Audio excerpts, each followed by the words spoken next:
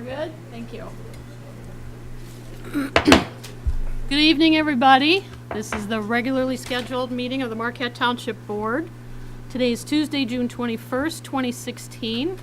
And if you join us for the pledge, we'd appreciate it. I pledge Allegiance to the flag of the United States of America and to the republic for which it stands, one nation, under God, indivisible, with liberty and justice for all.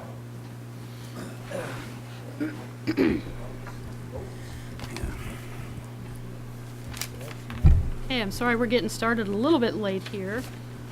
Had to run some copies real quick for the board. Let's make sure our microphones are on and our telephones are off. I don't think I silenced mine. I'd be the culprit, hey? I wouldn't go over there. Don't turn the cell phones off first. Hopefully the dehumidifier is not going to be too noisy. I'll try to speak up. Hopefully it'll keep me from coughing. I'm having some allergy issues. So, thanks again for coming. Got lots to do tonight. Roll call. Randy, please. Trustee Truscott. Here. Trustee Pompo. Here. Trustee LaRue. Here. Trustee Marks. Present. Treasurer Johnson. Here. Clerk Rattari is here, and Supervisor Durant. Here. Staff present is Manager Gerard, Township Legal Counsel Roger Zappa is here, and Fire Chief Ron DeMars is in the crowd also. Committee members present, Dave Wiegand from Planning, Recreation, and Roads, and Mary Davis is here from the Township Library Advisory Committee. Thanks, Randy. Excuse me. We will need a motion to approve the consent agenda. So moved. Thank you.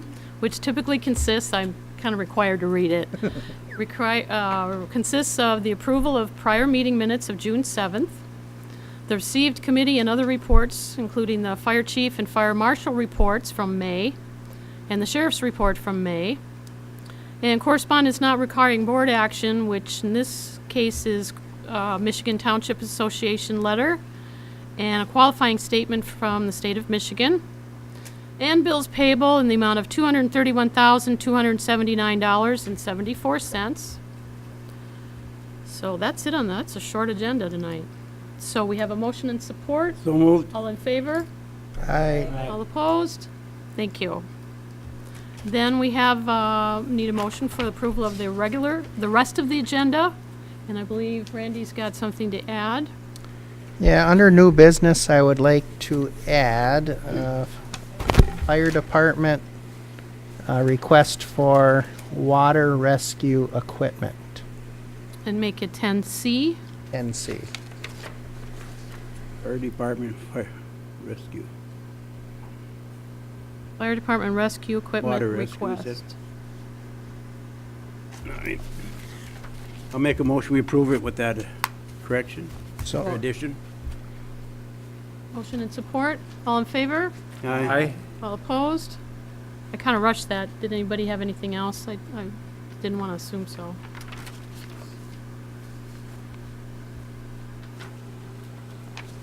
Okay, we're up to public comment. Anybody that would like to come up and address the board is welcome to. We'd like your name and address, please, and try to keep it to 3 minutes. It'll be much shorter than that. Hi, I'm Andrea Ingmeyer. I'm the new library director at the Peter White Public Library. I currently don't really have an address. Working on that.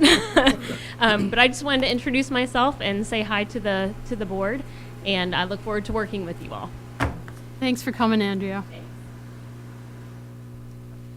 Oh, that's better.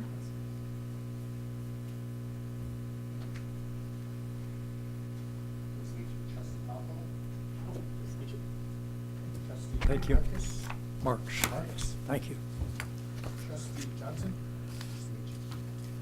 Supervisor Durant. Yes, sir. You too. Thank you. Tari. yeah, clerk, yeah. Trustee Truscott, please leave. My name is Chris Swartz, by the way. Look, Peter, this is trustee. Randy, good to see you. Okay, good evening, everyone. My name is Chris Swartz, and I'm the president of the Indian community. And I'm here tonight because the community is extremely troubled by statements made by many of the board members during your May 17th and June 7th discussions regarding the Feed Trust application we have submitted to the Bureau of Indian Affairs. We have carefully reviewed your May 31st, 2016 letter to the Bureau, and regardless of the Bureau's decision on our request, I am here tonight because we are a business owner and operator in Marquette Township. The statements made during your discussions at your last two board meetings clearly demonstrate a breathtaking lack of knowledge regarding the history, the goals, the objectives of the Keona Bay Indian community. This is especially ironic because the Marquette Township Board's discussion concerned your forthcoming communication with the Bureau of Indian Affairs. A little history on the Bureau is in order. From the very beginning, Office of the Indian Affairs was an instrument by which the United States enforced its ambition against Indian nations and Indian people who stood in its path. And so, the first mission of this institution was to execute the removal of the southeastern tribal nations. By threat, deceit, and force, whose great tribal nations were made to march 1,000 miles to the west, leaving thousands of their old, their young, and their infirm in hasty graves along the trail of tears. During the board's discussion, one board member stated, in regards to his concerns regarding the tribes asserting authority contrary to local government, I quote, "Maybe because I've seen some of this out west. As the U.S. government looked to the west for more land, the Bureau of Indian Affairs participated in the ethnic cleansing that befell the western tribes. War necessarily begets tragedy. The war for the West was no exception." During your June 7th meeting, a board member made the statement, "They could declare war on us," referring to the Keona Bay Indian community. While the Keona Bay Indian community does not share the same history as the tribes in the West, we certainly know what it's like to be regulated by the Bureau of Indian Affairs. This agency forbade the speaking of our language, prohibited the conduct of traditional religious activities, outlawed traditional government, and made our Indian people ashamed of who they were. Worst of all, the Bureau of Indian Affairs committed these acts against our children, entrusted to its boarding schools, brutalizing them emotionally, physically, psychologically, and spiritually. Our people were regulated by the Indian Removal Act, the Dawes Act, and the Homestead Act. Please feel free to research these regulatory efforts and reconcile your statements regarding the likelihood that we would be reluctant to follow the reasonable and practical regulations that Marquette Township has in place. To justify your concerns, a board member mentioned a dispute our community had 2 years ago related to our tribal court. Even in this era of self-determination, when the Bureau of Indian Affairs is at long last serving as an advocate for Indian people in an atmosphere of mutual respect, the legacy of this misdeeds haunts us. The trauma of shame, fear, and anger has passed from one generation to the next and manifests itself in the rampant alcoholism, drug abuse, and domestic violence that plague Indian country. Many of our people live lives of unrelenting tragedy as Indian families suffer the ruin of lives by alcoholism, suicides made of shame and despair, and violent death at the hands of one another. Poverty, ignorance, and disease have been the product of the work of a government who regulated us, and occasionally we too. I am here tonight to tell the board, in no uncertain terms, that we seek to do business in Marquette. In no uncertain terms, that we seek to do business in Marquette Township in a harmonious, respectful, courteous, and yes, even a generous manner. Generous isn't typically associated with established business practices. but it's our way. In fact, in the last 22 years, the Keweenaw Bay Indian community has donated $6,480,791 to the Marquette communities. If my math is correct, that equals to about 189 years worth of taxes on the Ojibwa Express property at the most recent rate. During your discussions, a board member stated, "They're an entity within themselves, and we are nothing. They can do what they want, and how they want, and when they want, and where they want." I want to be very clear on this point. Never in our history of this great nation has our tribe even come close to doing what we want, where we want, and how we want to do anything. And we certainly don't expect it in the future. We are Americans first, by law and by deed. We are First Nations by birth and by laws of this nation. We are made up of many proud United States military veterans. I am one. I spent a lot of time in the U.S. Air Force. We are here in Marquette Township seeking to achieve a goal that even the governor of Michigan has set for us. A goal of diversifying our economy and moving beyond gaming. While many of the board members stated that we are far away, and one member stated that we are 70 miles away according to the governor's office, please know that Marquette Township is entirely within our ceded territory. In closing, I would submit that the Marquette Township board members have never once given even a fleeting thought to how any of its decisions impact our rights under the treaties our ancestors made with the United States. Only by understanding each other and working together can this change. We know this, and we seek first to understand. We hope you will too in the future. Thank you. We look forward to working. Thank you, Chris. Thanks for bringing that to our attention.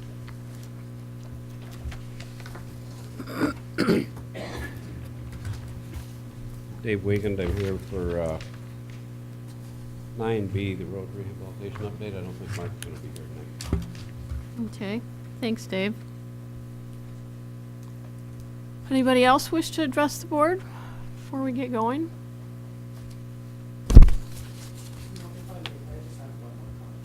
Sure, if you just come up to the mic. Again, my name is Chris. And I recall back many years ago when we were discussing negotiations with the state of Michigan. And the state of Michigan wanted the entire 10%.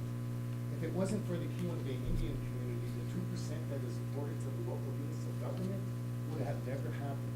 The Keweenaw Bay Indian community and my tribal leader at the time insisted that 2% go to local governments to help offset that.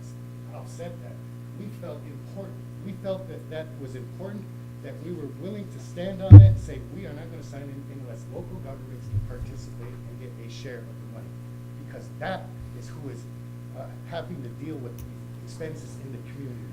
So, I mean, without that, without the Keweenaw Bay Indian community making that stance 25 years ago, 2% would never come to the local community. So I just wanted to understand.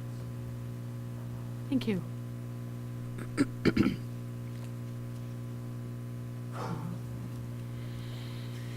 Good evening.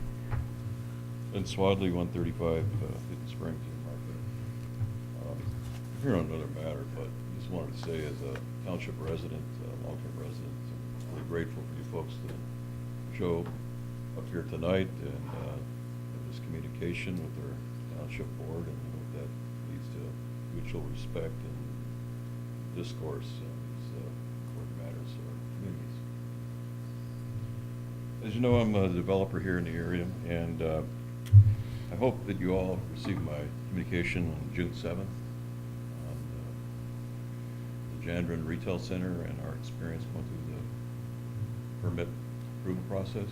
Is that shared with the board, Randy? Yes, it was. Thank you. Good, I don't have to read it in the record. But I do want to hit a few highlights, and I hope that you folks can appreciate what a business owner such as the Jandron family reinvesting into the community here and the representatives go through with your permitting process. And as a professional developer and builder, you know, I've put this all out here, and, you know, and being the first victim, so to speak, one of the first victims of the new stormwater ordinance, you can read through in detail all the aspects of this. And I've had a lot of discourse with Randy and Kirk Page and Roger Zappa. And while the Planning Commission site plan review process went pretty smooth, right? It is the cumulative effect of all these things that, I got to tell you, this is pretty burdensome from a professional standpoint, and in particular the stormwater ordinance. It's more akin to what you'd see in a large urban area than our little township here. And I've been doing this a long time, and every one of these permits can be, the process can be justified on a standalone, but the cumulative effect of this, with these folks, there's $27,000 in a variety of permits, fees, irrevocable lines of credit, deposits, and I hope that you take a step back at this and really try to look at this from what the people go through this process. I don't know if any one of you have done this process, but in my letter, I find fault with the burden of the fragmented process that you have, okay? And in particular, the stormwater ordinance. And you see that, you know, it's when you have $6,000 worth of work and you have a $5,000 deposit, I think something's out of whack there, right? $500 is non-refundable for the local department's fees or time spent in reviewing, I guess. Additional amount is held to charge against for engineers, review of other engineers. And by the way, they all take turns. You all know that, right? They all take turns. So I hope you break this letter down and think about this, because when you're looking at how you're going to be addressing your new fee structures in the coming year, I really think you need to consolidate these things. And I know that with the stormwater ordinance, some of these things were done previously, and I don't see any drop in the price for the township zoning and site plan compliant review fee. There's also redundancies here. My clients put an $8,000 letter of credit that we have to post to the township until completion of the work, and that's a little bit vague, right? Or at least it's not been conveyed to me formally. Here is the condition upon the release of that. You know, most folks, unless they're professional contractors, can't really get a bond. Developers is really tough. So you have to go to a bank, borrow $8,000. It's a letter of credit. It's a loan. There's fees associated with that. All right. So you already have the cost of this stormwater retention system in that cost for that 1%. Stormwater ordinance comes along. Now you duplicate that with another retention. So to me, you've got some redundancies there. There's some housekeeping, some consolidation needs to be done to improve the experience for your residents and business developers that want to come into the community. And in particular with smaller projects, I think it's really needs some work. And as a professional developer, I guess, you know, I could elaborate. You've got a lot of other things on your agenda tonight. There's not many of us in the area that do this, and we've talked about all this. And you know, if we felt that a discourse could happen that would arrive at making this better, more streamlined, consolidating, some of us, my associates, Bob Haney, Mark Curran, Chuck Oberstar, and others I've talked to, might be willing to come together and help in that, or in a committee or something. I'm not interested in listening to defense line item by line item of these things. We have to look at the total effect of this experiment and the cost associated with it. So, and I just hope that you guys do take the time here and really think about how this is impacting. You know, word gets out how expensive this is and how cumbersome, how much trouble it is. You're not going to see too many more people like the janitors wanting to come in and invest. Word gets out how this experience goes through. And I think we can make it better. I think we can streamline this. But, you know, you guys got to understand how these pass an ordinance, the department writes rules, and how these things get played out in the trenches, and the reality is what I'm referring to here from a direct recent experience. And we're still not through it. I still have my stormwater permit. So that's what I had to share with you tonight. And if you have any questions, I'm here. Sure hope you take it to heart because we've got some issues here. Thank you.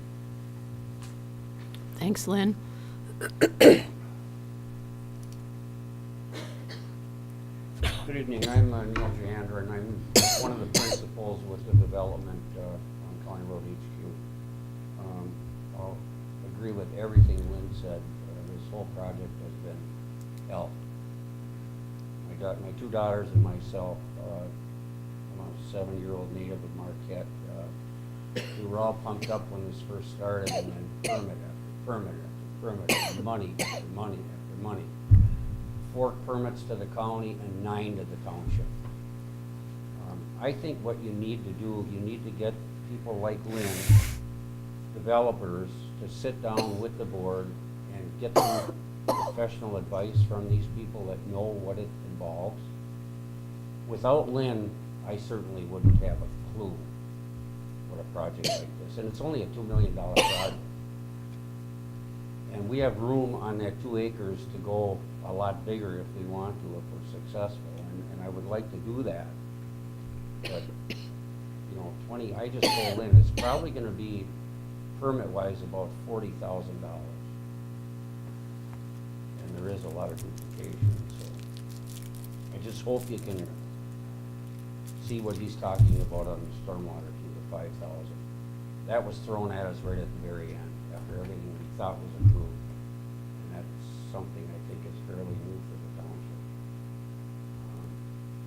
It's very difficult, you know, we're gonna put up a beautiful building and hopefully draw people from all over the UP. And hopefully get 3 new other businesses in with us. But we need cooperation. I had the city beg me to build a store in Marquette, and I've been at the mall in the township for almost 40 years, so it's here, but it's been very difficult. So, thank you. Thank you, Mr. Jadron. Anybody else wish to address the board?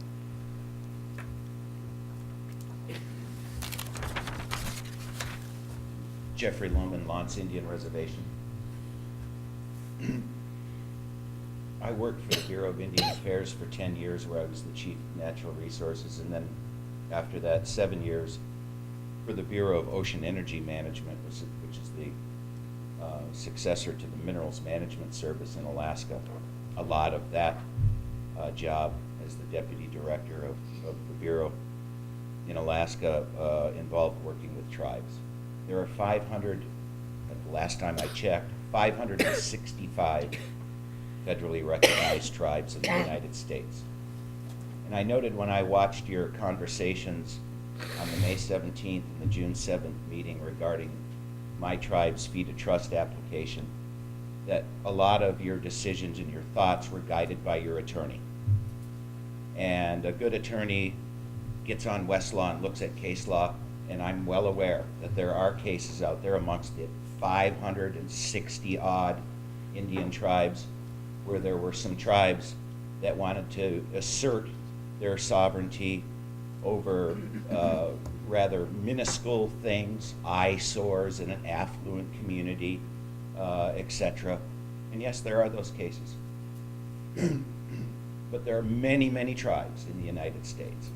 And for every one of those cases where a tribe asserts its sovereignty and bucks a local government, I would submit that there's twice as many local governments that are quick to go to a tribe when it wants to do things on its ceded territory, where a tribe has the right to hunt, fish, and gather. And the United States has the obligation to ensure that all of those treaty rights are protected, that others don't unreasonably pollute, and in this case, all 54 square miles of Marquette Township. And for every one of those cases where little local governments go to tribes to discuss local governments' aspirations, there are local governments, an order of magnitude more, that go to tribes quickly because they have those treaty rights to protect that local government from something that's beyond your control. Nuclear waste storage facilities, and the list is long as my arm. And so I wanted to just bring that to your attention, that we have certain aspects as a tribal government that are many times are beneficial to local governments, many more times than the cases where tribes are in opposition to what local governments have to do. And I think that your reasonable, your practical ordinances are something that certainly are something that my tribe is not going to have a problem with for the next 7 generations, long after all of us are gone. And I, not necessarily am I encouraging to further communicate with the Bureau of Indian Affairs, having worked with the Bureau for 10 years and managing the attorneys and managing the staff that work on fee to trust applications. I don't think that there's a problem. But the problem is working together and understanding each other and developing a mutually beneficial relationship as a business owner and operator that has potential to increase as we try to diversify our economy and expand beyond gaming. Thank you. Thank you, Jeffrey.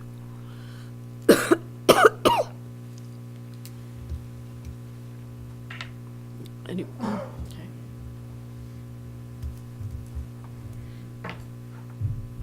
My name is Andy Chosa.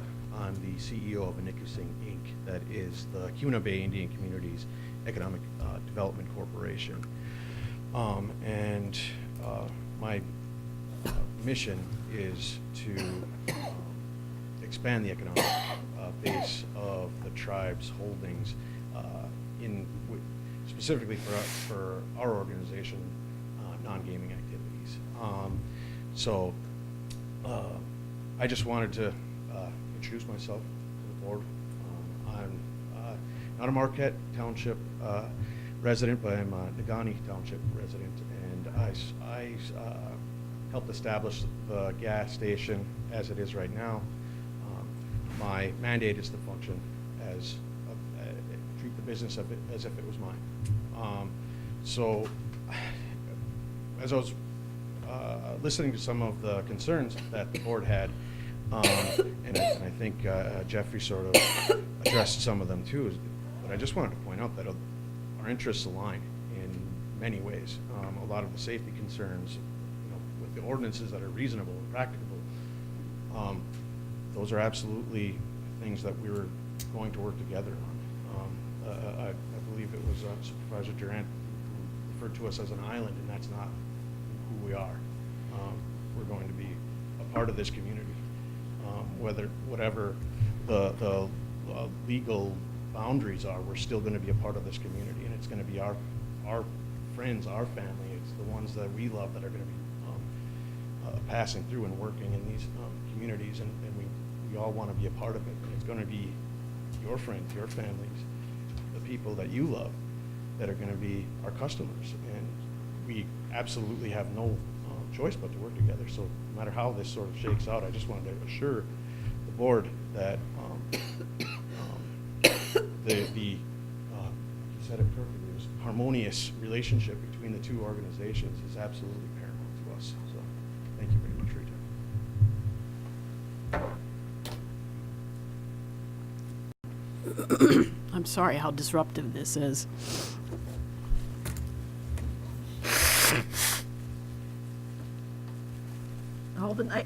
All the nights we have like nobody here, and I could talk for 3 hours, We've got important stuff, and I really appreciate your patience. Anybody else wish to come up? Thank you. Board member comment. This is typically the time when we respond. Excuse me. In our setting, this is the only opportunity, or typically the only opportunity we have to get together and discuss something.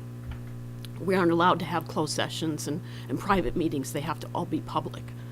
So when something comes to us for the first time, whether it's even a builder who's raising his issues, a trash issue, an ordinance issue, this is where we have to discuss it. We don't have the privilege of some committees that can go off in a corner and say what we want. We have to be careful. Sometimes we misspeak. I've done it. I'm sure all of us have. But this is our forum for negotiating and talking. So I think that's different for some to understand, that we have to do it in this forum. So in this setting, our response to you, you're allowed to speak. We can't answer questions. We can't have any, communication back and forth. But then this is our opportunity to speak if we'd like, if we'd like to make a comment on anything you've said. Some of the things that have been brought up, I think we need to have, whether it's myself or Randy or some of the board members or the executive board, the officers, need to have a sit-down conversation, and, whether that's with your group or however.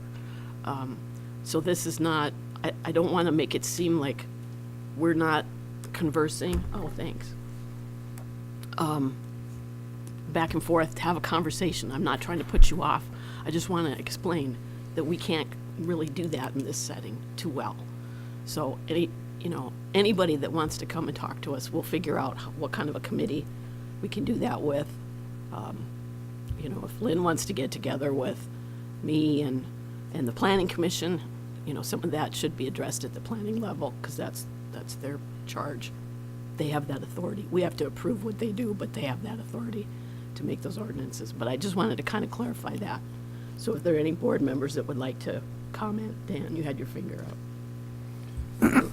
Well, I'd just like to take this opportunity to thank Mr. Swartz, Mr. Norman, and Mr. Joseph for coming, as well as the other members, I'm assuming, of the KBIC, to come into a board.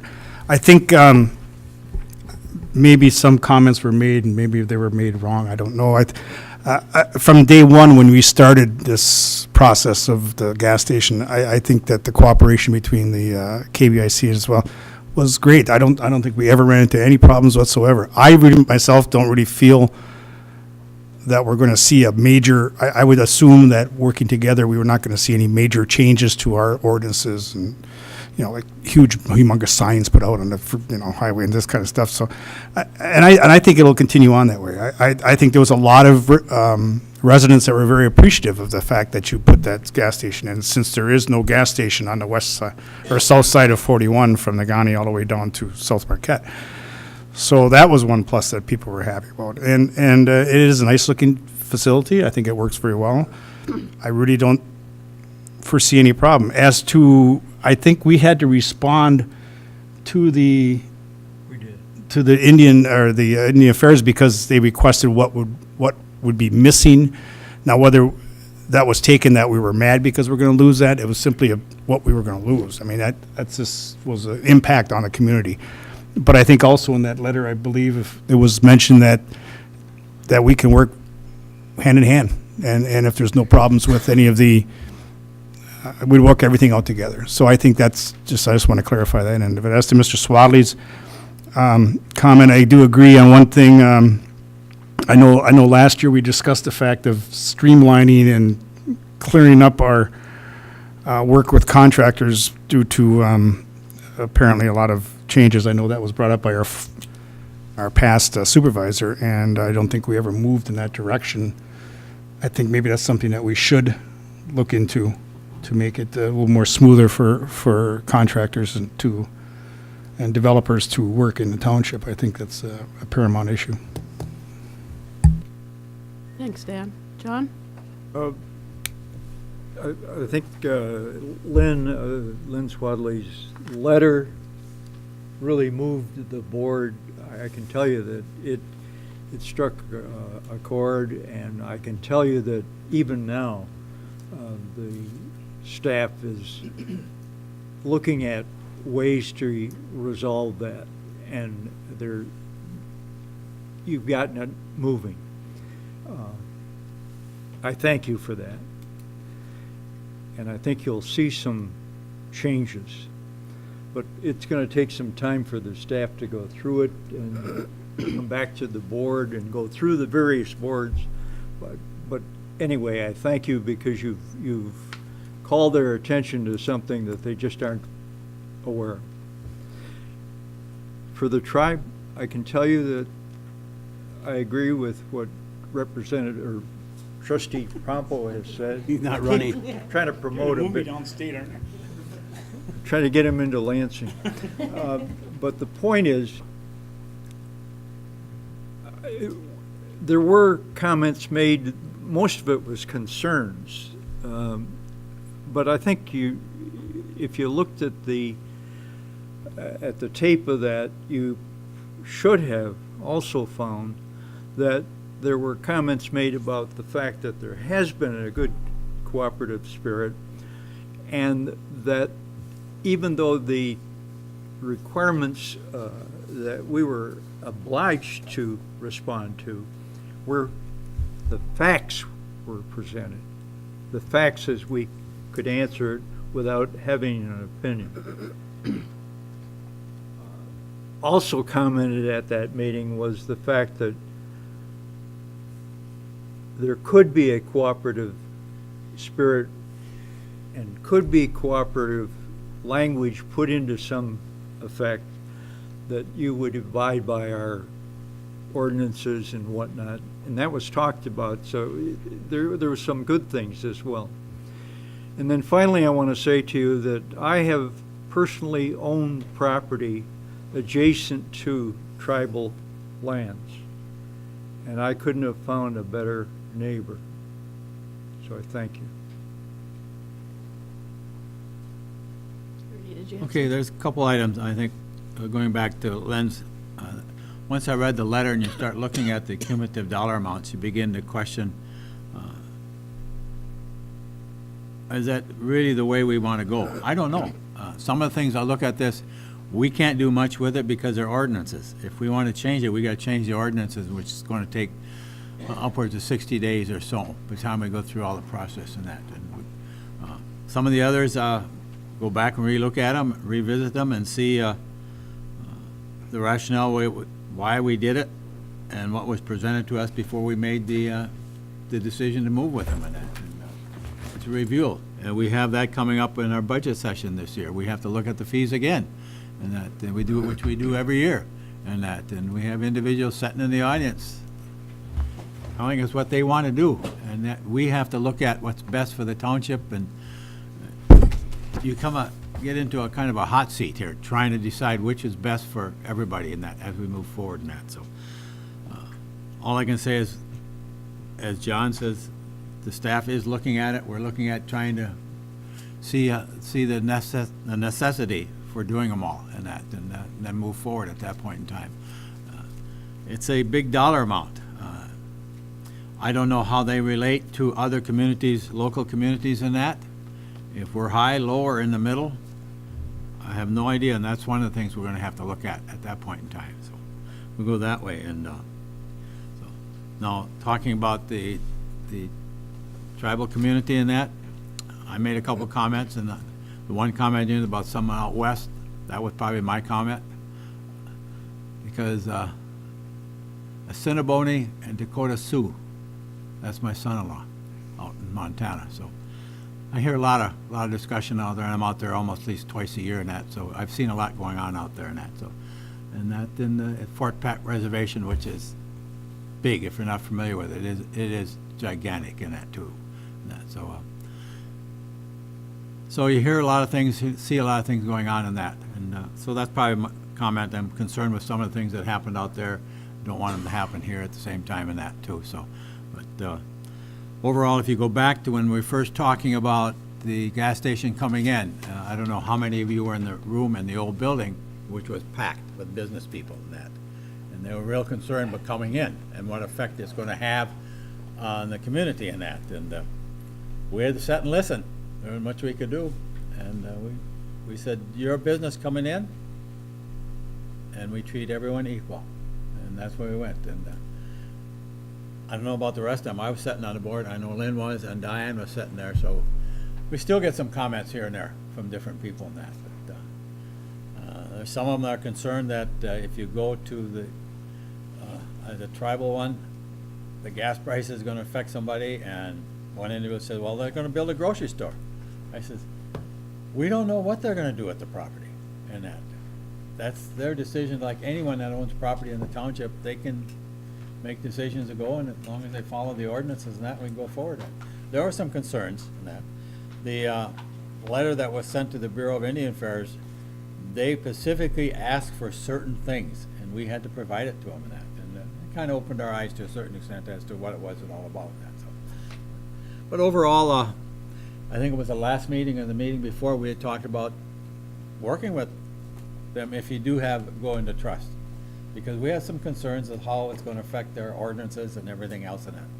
Because in reality, and I go back to that meeting, that one of the individuals from your organization stood up, we're a sovereign nation. We can do pretty much what we want. And that didn't set good with quite a few people at that point in time. And we just have to work through that for everyone knows what's going on in that too. So, and how it's going to work for the community here, for you and for us, everybody in that too. So it was a concern because it came out of the blue that we had to do it and that, and we have no control over nothing. The Bureau of Indian Affairs makes that decision, and whatever they do, we have to abide by it and go from there. I'm the one that talked about out west. I have no problem with that. So I'm more than happy to talk to anyone. Well, a lot of the details that I was told from out there and that. So it's especially when talking to my son-in-law's grandparents and his aunts and uncles and that out there. So I sat back and listened. It's interesting discussion that they have out there and that too. So that's all. Anybody have any comments down here? Pete? Can I break the cycle for 1 minute? Not that they're not important, but this is important too, so people will get make sure they remember it. This coming Saturday, June 25th, at the Westwood Mall, we got our Catch the Vision car show and cruise, so we try to get that out. So I'll get that out. Now I'll go to Lynn. 10 o'clock to 2. 2 o'clock, they're going to take their tour around the island, but I'll bring that on the second board so nobody forgets. June 2015, we just had a cost of service analysis by a MGT report, 87 pages. And that's what they went by. The people spent days in here, went through all our departments and stuff like that, and that's where some of the costs came up. And I think that's something that you can discuss with Randy and Kirk and different things like that. But that's where some of the process came up. And that's something that we wanted to know for a long time, is what's our cost, how we charging, stuff like that. So that's where some of it came from. The other comment on, I made a comment I think last time, and I don't justify it. We come out from 2 years of the Planning Commission, look at ordinances and stuff like that, how to be consistent, so the lights and your floodlights don't shine up and blocks the heavens and stuff like that. I mean, we went from one extreme to the other, and that's what they try to do after a couple of years. And they come up with some of these changes, and they're trying to maintain that status and that in our ordinance, and that's how the ordinance are formed. So to make sure it's fair to everyone. So this probably, we started this before, you started to come in with your gas station and that, but it's always hard to be consistent to everybody, to every business that come in. We want to make sure that we have the same thing. And that's why some of the comments are made that we try to be consistent, and if we come into the business district, all the business should be treated about the same. So that's some of my comments, and that's where it came from 2 years of listening to the Planning Commission and finally bringing it here about how we should run our township and the lighting, the facades and everything else. And Lynn knows more about that than I do, but I mean, that's where the consistency is we try to maintain. So that's all I have to say. But thank you both for coming. Hi, anything to add? I just want to thank you for coming, and this letter, you know, it's nice that you bring it to our attention and we can hopefully work together. Anything, Randy? You have a couple things. Yeah, I got a couple things, so hopefully I can keep them in order here. The last day to register to vote for the August 2nd primary will be Tuesday, July 5th at 4 o'clock. So I was actually a little bit earlier in my last statement, but so you have till July 5th at 4 o'clock to register to vote to be eligible for August 2nd. One of our polling places, St. Christopher's, is kind of in the middle of a construction zone at the moment, if the residents haven't known. So I would encourage, and I can do this, I did check with our attorney, I can encourage everyone that is able or eligible to absentee vote, I would do that to expedite the process. Not only this election, I would encourage it for the November election also, because with the recent law changes, there's no straight, it won't affect the August ballot, but the November ballot, there will be no straight party ticket voting any longer. So the ballot, instead of, remember when you could just check the D or the R and it would cover all that? Now you're going to have to go through one by one by one. So it's going to take a lot longer to do your ballots in November especially. So I would encourage everyone that is eligible, and there's, if you're out of town, you're over 60, there's a lot of reasons you can absentee vote. I would really encourage you to do that. It would, it's better for you and it's better for me as the clerk. It's, so, the other issue we have is we just got our audit back, and we had another good audit. And each board member got a copy of it.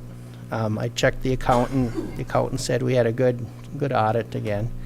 And what we can do is, if the board members got any questions, I will, we can set up like we did last year, time with the auditor, and we can get the phone here, and if the board has any questions, again, we can do that if the board so desires. And I would like to thank the tribal group for coming in, and just so you understand, when we got our request from the Indian Bureau of Affairs, it was just a factual thing. So we just gave them the factual stuff of what an impact of your, if you indeed you get the land in trust, what it would impact on our township, on just factual stuff. You know, I know over the last few years you've given us a lot of money for our recreation, and we're very appreciative of that. And I think this township, like right now, your Indian gas station's already built to our zoning ordinances already. So that's really a non-issue for me. So, you know, I think if it does get in trust, you're going to continue that. So I don't really have an issue with any of that. So hopefully we can continue to have a great relationship moving forward. And one last thing, it's June 21st, and unfortunately the days are going to be getting shorter. And that's all I have. Thanks for that.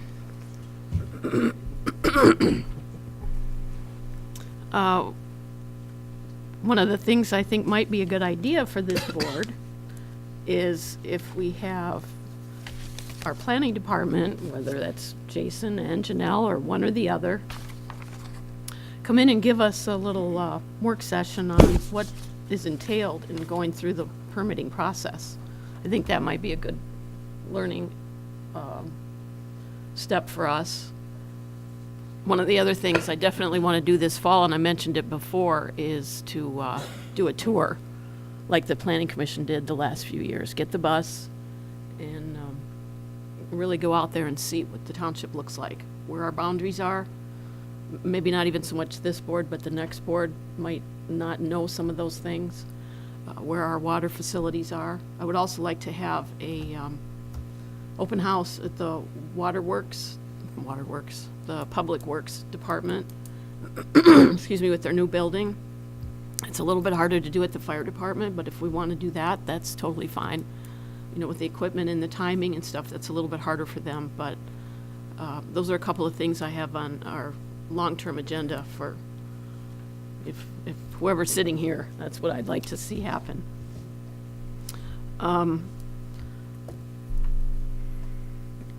We're very lucky in the township to have what we do. We have a lot of open space and green space and great businesses and people who care, who live here. And a lot of people want to come here. They want to live here. They want to build here. Obviously, Mr. Swadley is very successful here, and Mr. Mahaney is, and Mr. Curran. They like being here. It's a little different in a charter township to do business and to conduct business, whatever that is, than it is in a city or a village or in a county even. Our rules and restrictions are very different. We had discussion here last night about another development, and some of the things they were requesting from a fee standpoint are not possible. You know, the state, in its infinite wisdom, controls us a lot differently. So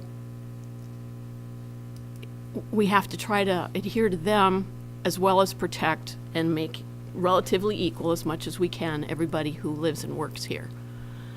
We can't give something to one person and not another. It's just not right. And I don't believe this board feels that's right either, whether we're mandated or not. So I think some of the recommendations in the rate study that Pete mentioned are to raise rates, to cover our costs. That's all. We're not a business.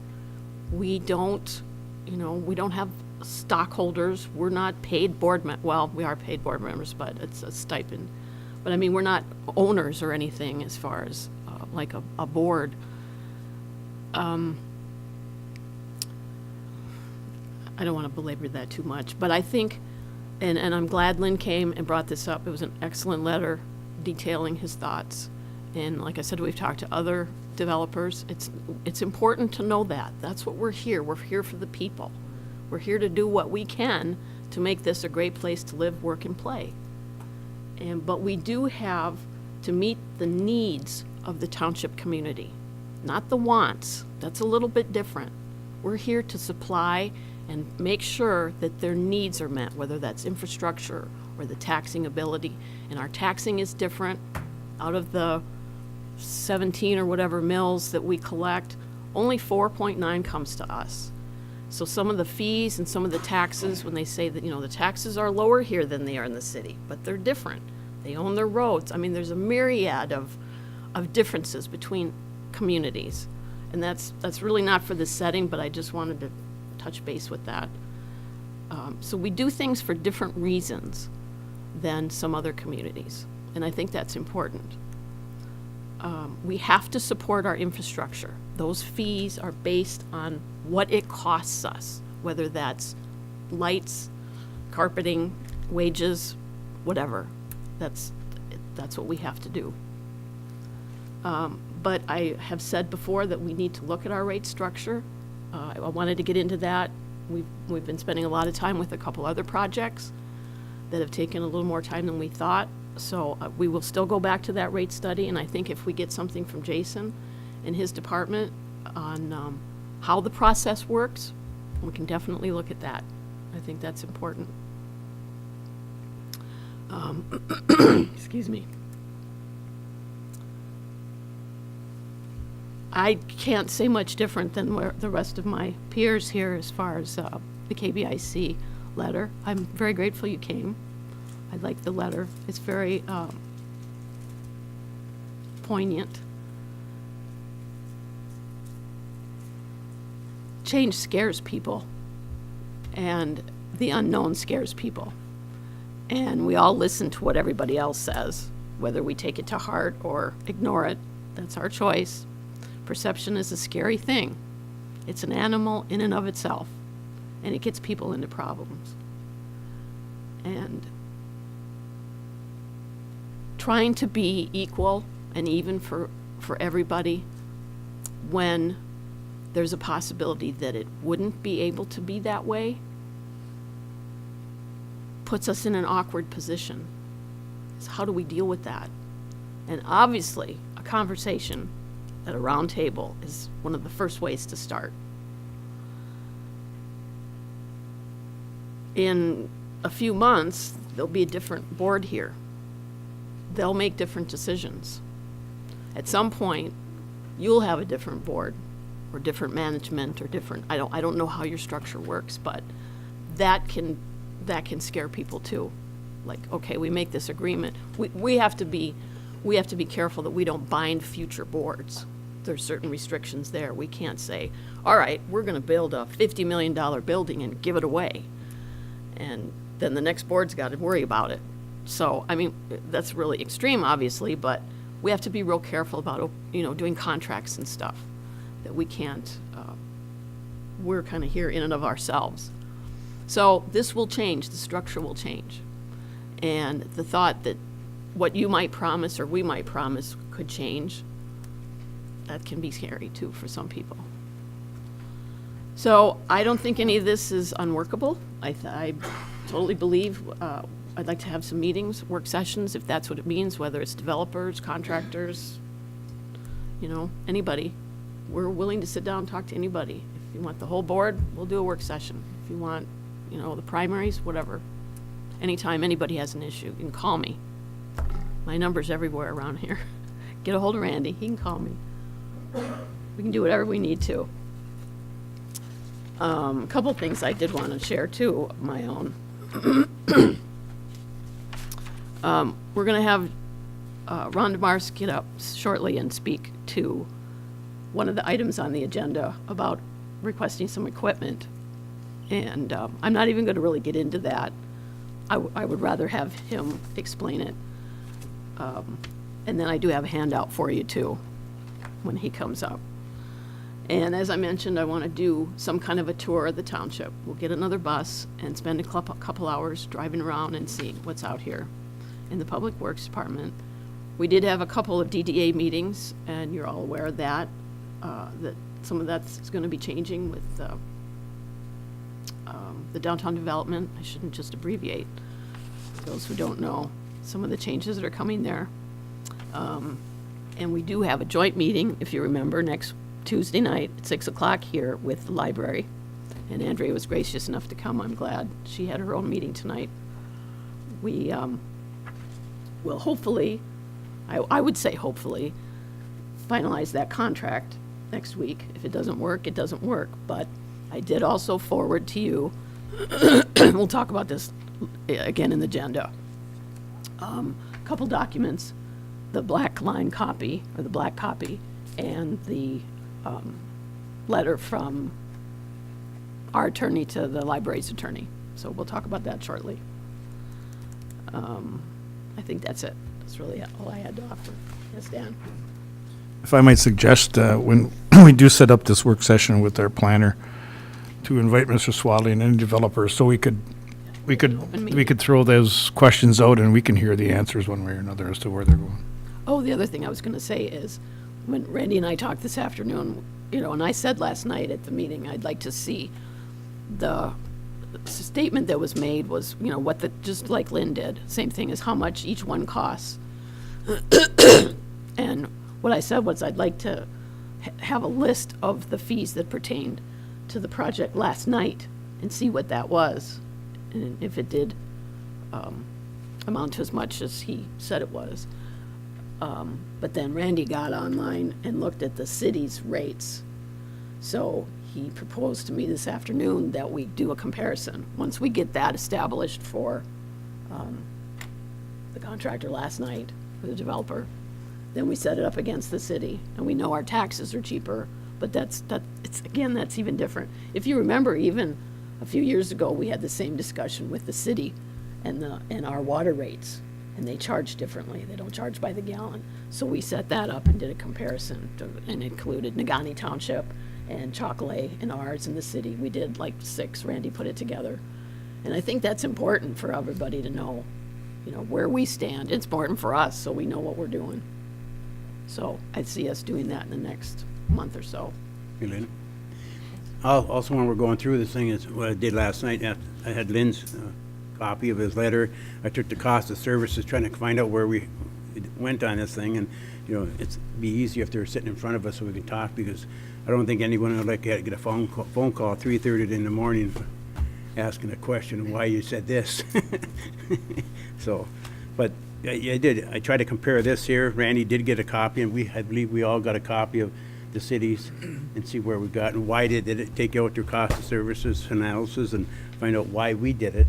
You know, because the reason we did this is because we just thought that is it fair? It wasn't fair. The fire department was charged $20,000 a year for services, you know, for taking care of things, and now they're up to $80,000 to come out of the report. Was it fair? Was it right? Was it wrong? I don't know. You know, that's something that we have to discuss. But it'd be a lot easier if they're sitting in front of us and we're asking the questions than compare his letter to someone else. Why they're doing this? Why not? And stuff like that.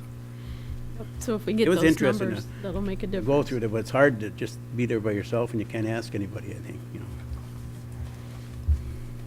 Anything else, gang? No? Okay. Then let's move on to 9A, Public Library Contract. Okay, so I'm telling you right now, we're not going to talk about this for an hour and a half. Every time we bring this on the agenda, it's an hour and a half. We're coming to the end of it. Thanks for coming, you guys. Thank you, gentlemen. Appreciate it. I did print, just in case, which is why I was a little bit late, a black copy again of the contract we're talking about. I did send this off to Andrea today.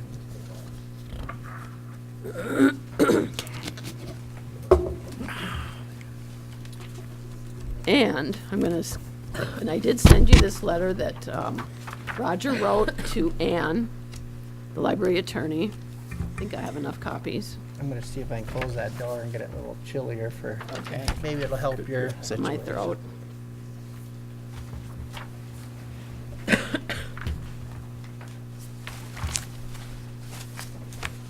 Fine. Yeah.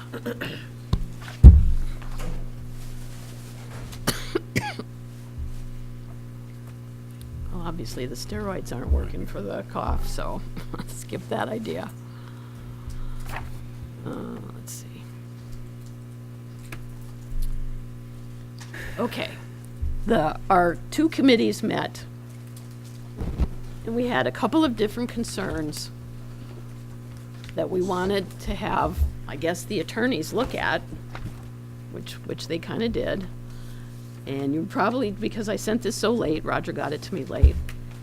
I shouldn't say that. I wasn't blaming Roger. I'm just saying, by the time we put this all together, and I called him this morning, and he called Ann, and we went around and around the mulberry bush, it ate up most of the day.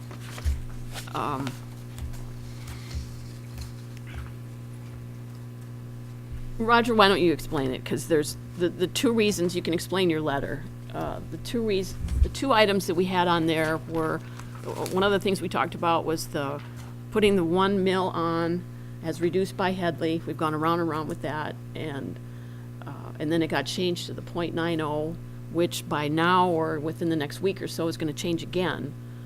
That was one of the items. The other thing was we had said something about changing, not allowing the contract to be canceled the first or the third year of the 2 + 2 year contract. So those are the two main things that Roger addressed. Well, before we get to that, we recall we had the version with the red lines, or the red print and the blue print, which you requested me to provide you with. I've not received a response from the library attorney with respect to our proposed changes. I sent that the morning after last meeting, so that was sent to them today. I've communicated a couple of times indicating that we have this meeting tonight, and we have the next meeting on the 28th, and she's got a pretty full plate right now. But I don't anticipate that there's going to be a huge difference of opinion on those. The two things that came out of your committee meeting, the first one was whether we specifically say it's 1 mil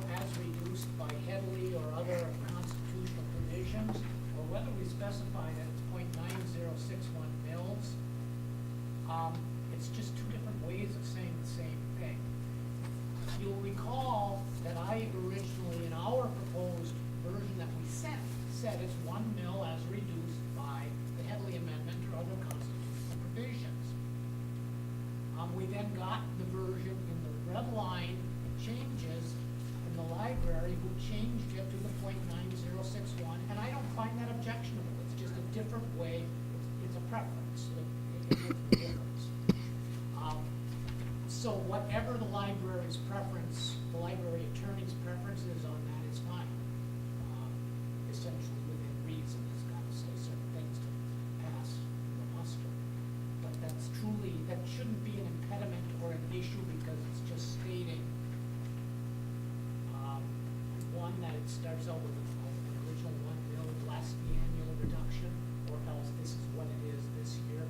Or I passed on some language this afternoon after I spoke with her that perhaps the best way, so there's no lack of understanding, is to put it both ways. And I added a parenthetical phrase that started out at 1 mil as reduced by all of the statutory provisions, and as of the 2015 computation, because we still don't have the 2016 just yet, it was .9061.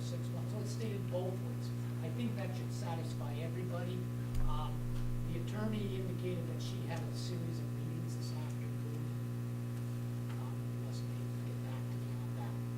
The next issue, I'm not quite sure that, I'm not quite sure that the committee was on the same page with each other. We at this board have had considerable discussion about the fact that it's not a good thing or not a preference to have the library millage come due on an odd year, because that means generally there's going to be a special election, or at least there's going to be a higher possibility of a special election, which is either going to be an expense for the township, the library, or both of us. So if we have the election on an even year, when at least it's a gubernatorial or presidential, or the other issues that come up, we can save that expense. I perceived what was coming in the second request as being, when it said it would only terminate in years 1, it would not terminate in years 1 and 3, as addressing when the election would be. And my comment was, the contract already addresses that, because it preserves to Marquette Township, I believe it's at 3E, the absolute and sole discretion to determine when the millage will be placed on the ballot and for how long.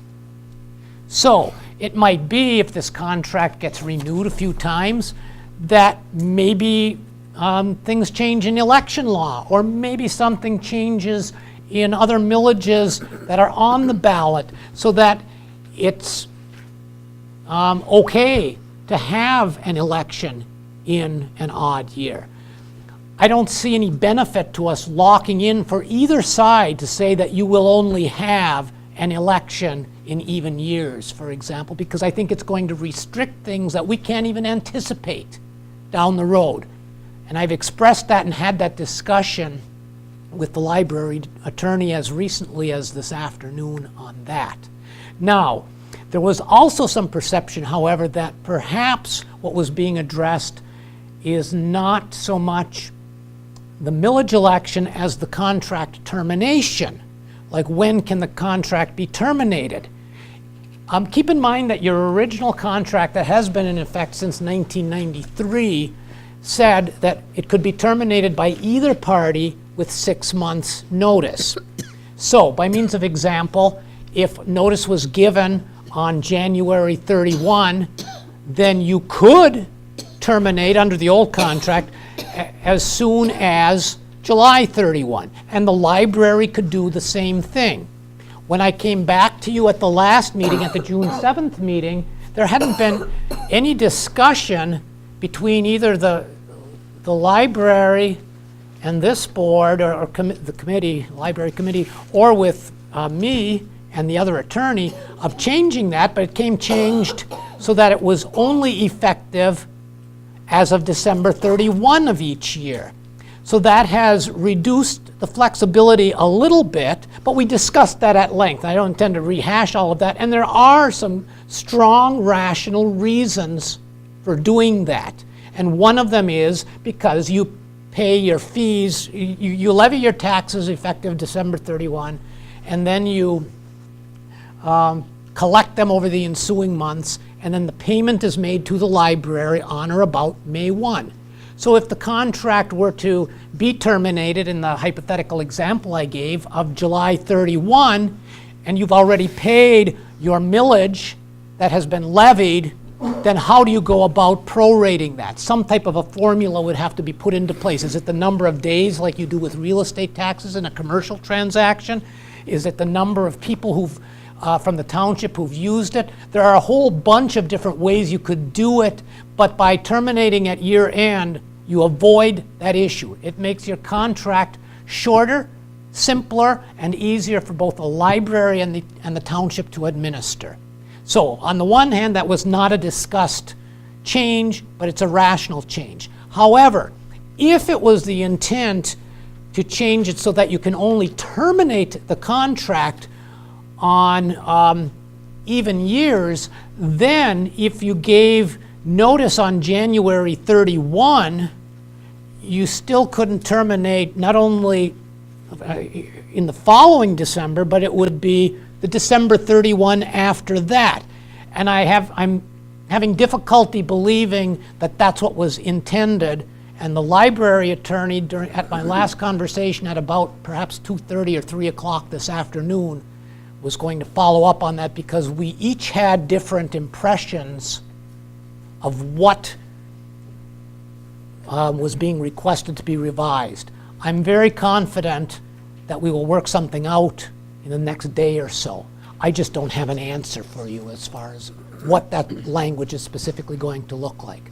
Kind of a long explanation for where we're at, but it has been, we've had a lot of exchanges back and forth, and I remain reasonably confident that we'll have something that's going to be in a reasonably close to final draft in the next couple days. Thanks, Roger. So basically what we're looking at is this contract. Like I said, Andrea got it today, and she said, hey, this is kind of what we've already been looking at, but that's kind of where we are. And the other part of the conversation today was where I think we got mixed up in this is we lost our focus a little bit again. What we keep doing is merging the millage with the contract. We've got to keep them separate. And I asked Roger if we could do an addendum to the contract then, detailing more of the millage issues, you know, if this board feels that those things need to be addressed. I don't think that's the way to go. I don't know that it needs to be more cumbersome. We just need to focus on the contract, because that was our purpose for starting this anyway. It already says what the amount is, how it's going to be paid, and when. That's it. There were other issues that have been brought up about, well, half a dozen of them by different board members. We know what they are. We talked about them. This board didn't really think it was important to pursue them. I bring it up again because, again, they don't affect the contract. There are things, some of them, out of our control. We need to focus on the contract so that we can get this. We can't have a millage without the contract. We can't have a contract without the millage. I mean, we can, but you wouldn't need it. That's what we have to decide on. So we set up the meeting, a joint meeting for next week to discuss it together.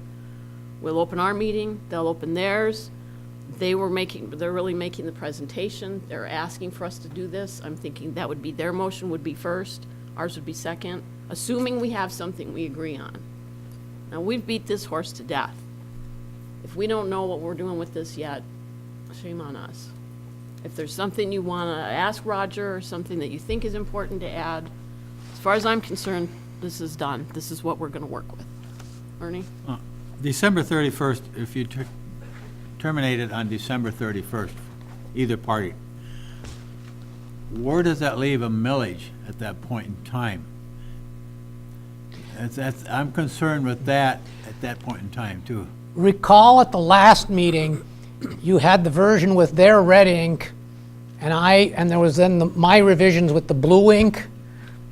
The blue ink addresses that.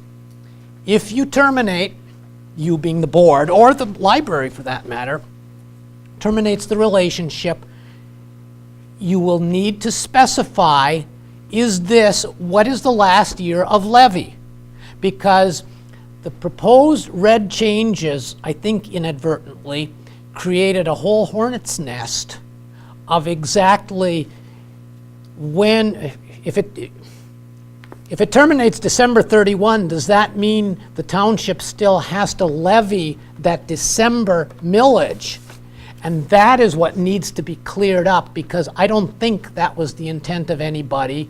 But even if it was, we need to spell that out and clarify so that 5 years or 10 years or next year for that matter, and I realize it's a 2-year contract and we're going to be looking at it every 2 years, but so that it's clear to subsequent boards and any other attorney and to the library board on what that process is. We specify a year, that 2017, for example, is going to be the last year of levy. That means that we will pay in 2018, just by means of hypothetical example, our May 1st payment, which will then entitle the township to services through December 31 of 2018. That is what the red and the blue language try to iron out, and I believe I'm cautiously optimistic that the version we have accomplishes that. And that would be my one concern in that, too, so. And that's critically important, because if, and the library may have reasons that they just want to terminate the relationship. It's a two-way street. Or the township may have something that evolves that they want to terminate it. But it operates in both directions. But if it does happen, both parties need to be abundantly clear what are their rights and their obligations. What is the library entitled to receive in the way of funding if either party terminates? And what are our citizens entitled to get in exchange for that through what period of time? Those are the types of things. And by ending it on December 31, both of those questions are dramatically simplified. Now, I recognize that the library is not on the same fiscal year. They're not on a calendar year budget. And unfortunately, that's just one of those things that's how life operates, that we can't, because we levy on a calendar year, that's just how it is. That was one of my concern, that how that rollover and everything else would be concerned. I think another concern I have, and this is a sidebar with John here, we're talking about the meeting next week, because it's going to be here, we can act at it because it's in our jurisdiction. We have a special meeting here. We can act on it. Now, the question I have, the library is moving out of their jurisdiction to a certain extent, out of the city. Can they actually have that type of motion at that point in time? I don't know that. This is something, would it be legal for them to do it? So they're gonna have to check that one out, that too. So by moving away from their area to come out here, because Though it's my I don't know that answer, and I don't know, that could be a sticking point, I don't know. I won't purport to speak or usurp the role of their attorney, but it's my understanding that it will be noticed as a public meeting for both. So in theory, as long as it's properly noticed under the Open Meetings Act, that they could schedule it in Las Vegas. But it's not within their actual boundaries. It shouldn't make a difference. We can. That's a question I would have. Well, again, I'm not making a commentary for the library, but I believe they're on top of it and looking into that. See, we can't move outside of our Well, but boundaries. we can, and we have done it. But we can't do Yes, actual. we can. Yes, we can. Meet anywhere one. We've done it with. Well, we don't need to numerous times. address that right now. I mean, I think we've got nailed down what that issue is from our perspective. Where the public couldn't show up. Excuse me. Let me just read this if I can. The line that Ernie's talking about, and Roger, is 4B, under termination. The red line says, "This agreement shall terminate on December 31st of any given year." And then Roger added, "by providing," or actually that was there, "by providing." And then Ann had "at least 6 months," and then written notice to the other party. Roger added, "The written notice shall specify the last year of levy." So that covers it. That covers it. Well, it covers the first part of it. It then Right. goes on to provide that in such a But case, your the township issue- shall levy the full amount of millage not already levied for the last year of levy. So, let's say, let me give you one more hypothetical to drive the point home. And then that's all. Okay. You would have the option of terminating in let's say, on June 1st, either December 31 of, say, 2017 or of 2018. Let's say you want to terminate it effective December 31 of 2017.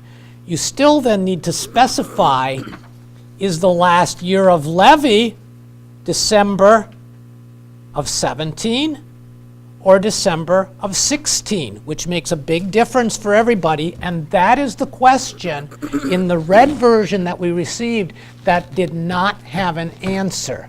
So the blue language, and I'm not going to go and read it all for you there, but that is why that was added, so that both parties are protected in saying, well, okay, it's going to be effective December 31 of 17, and the last year of levy is 16, so that means that services go through 17. the end of 17. Whereas if the last year of levy is 17, services go through 18. It makes a big, big difference for both parties, and the blue changes help spell that out and lay it on the table so everybody is hopefully on the same page.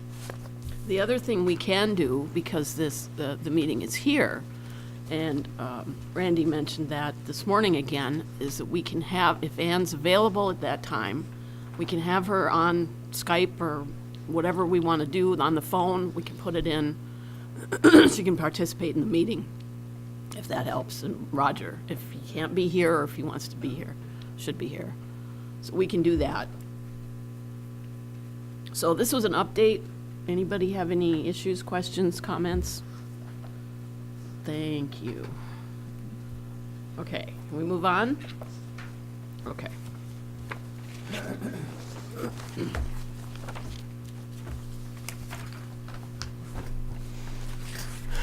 Local roads rehab update. Let's throw it to you, Dave.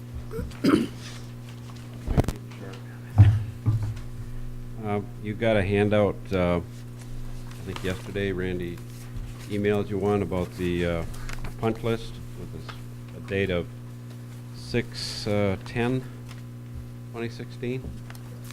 And then tonight, when I showed up for the meeting, I received some more information from Mr. Davatella last night, which has an effective date of 6/20/2016. And you see the highlighted portions on the latest one that I gave you. That is just the ones that have changed and gone to completed from what they were described in the 6/10 punch list. And effectively, I think what that's doing is taking care of the landscaping that was required to be done. The rest of the stuff will be done by the end of July. As you can see, the bulk of it is on Orchard Street. That will all be done by the end of July.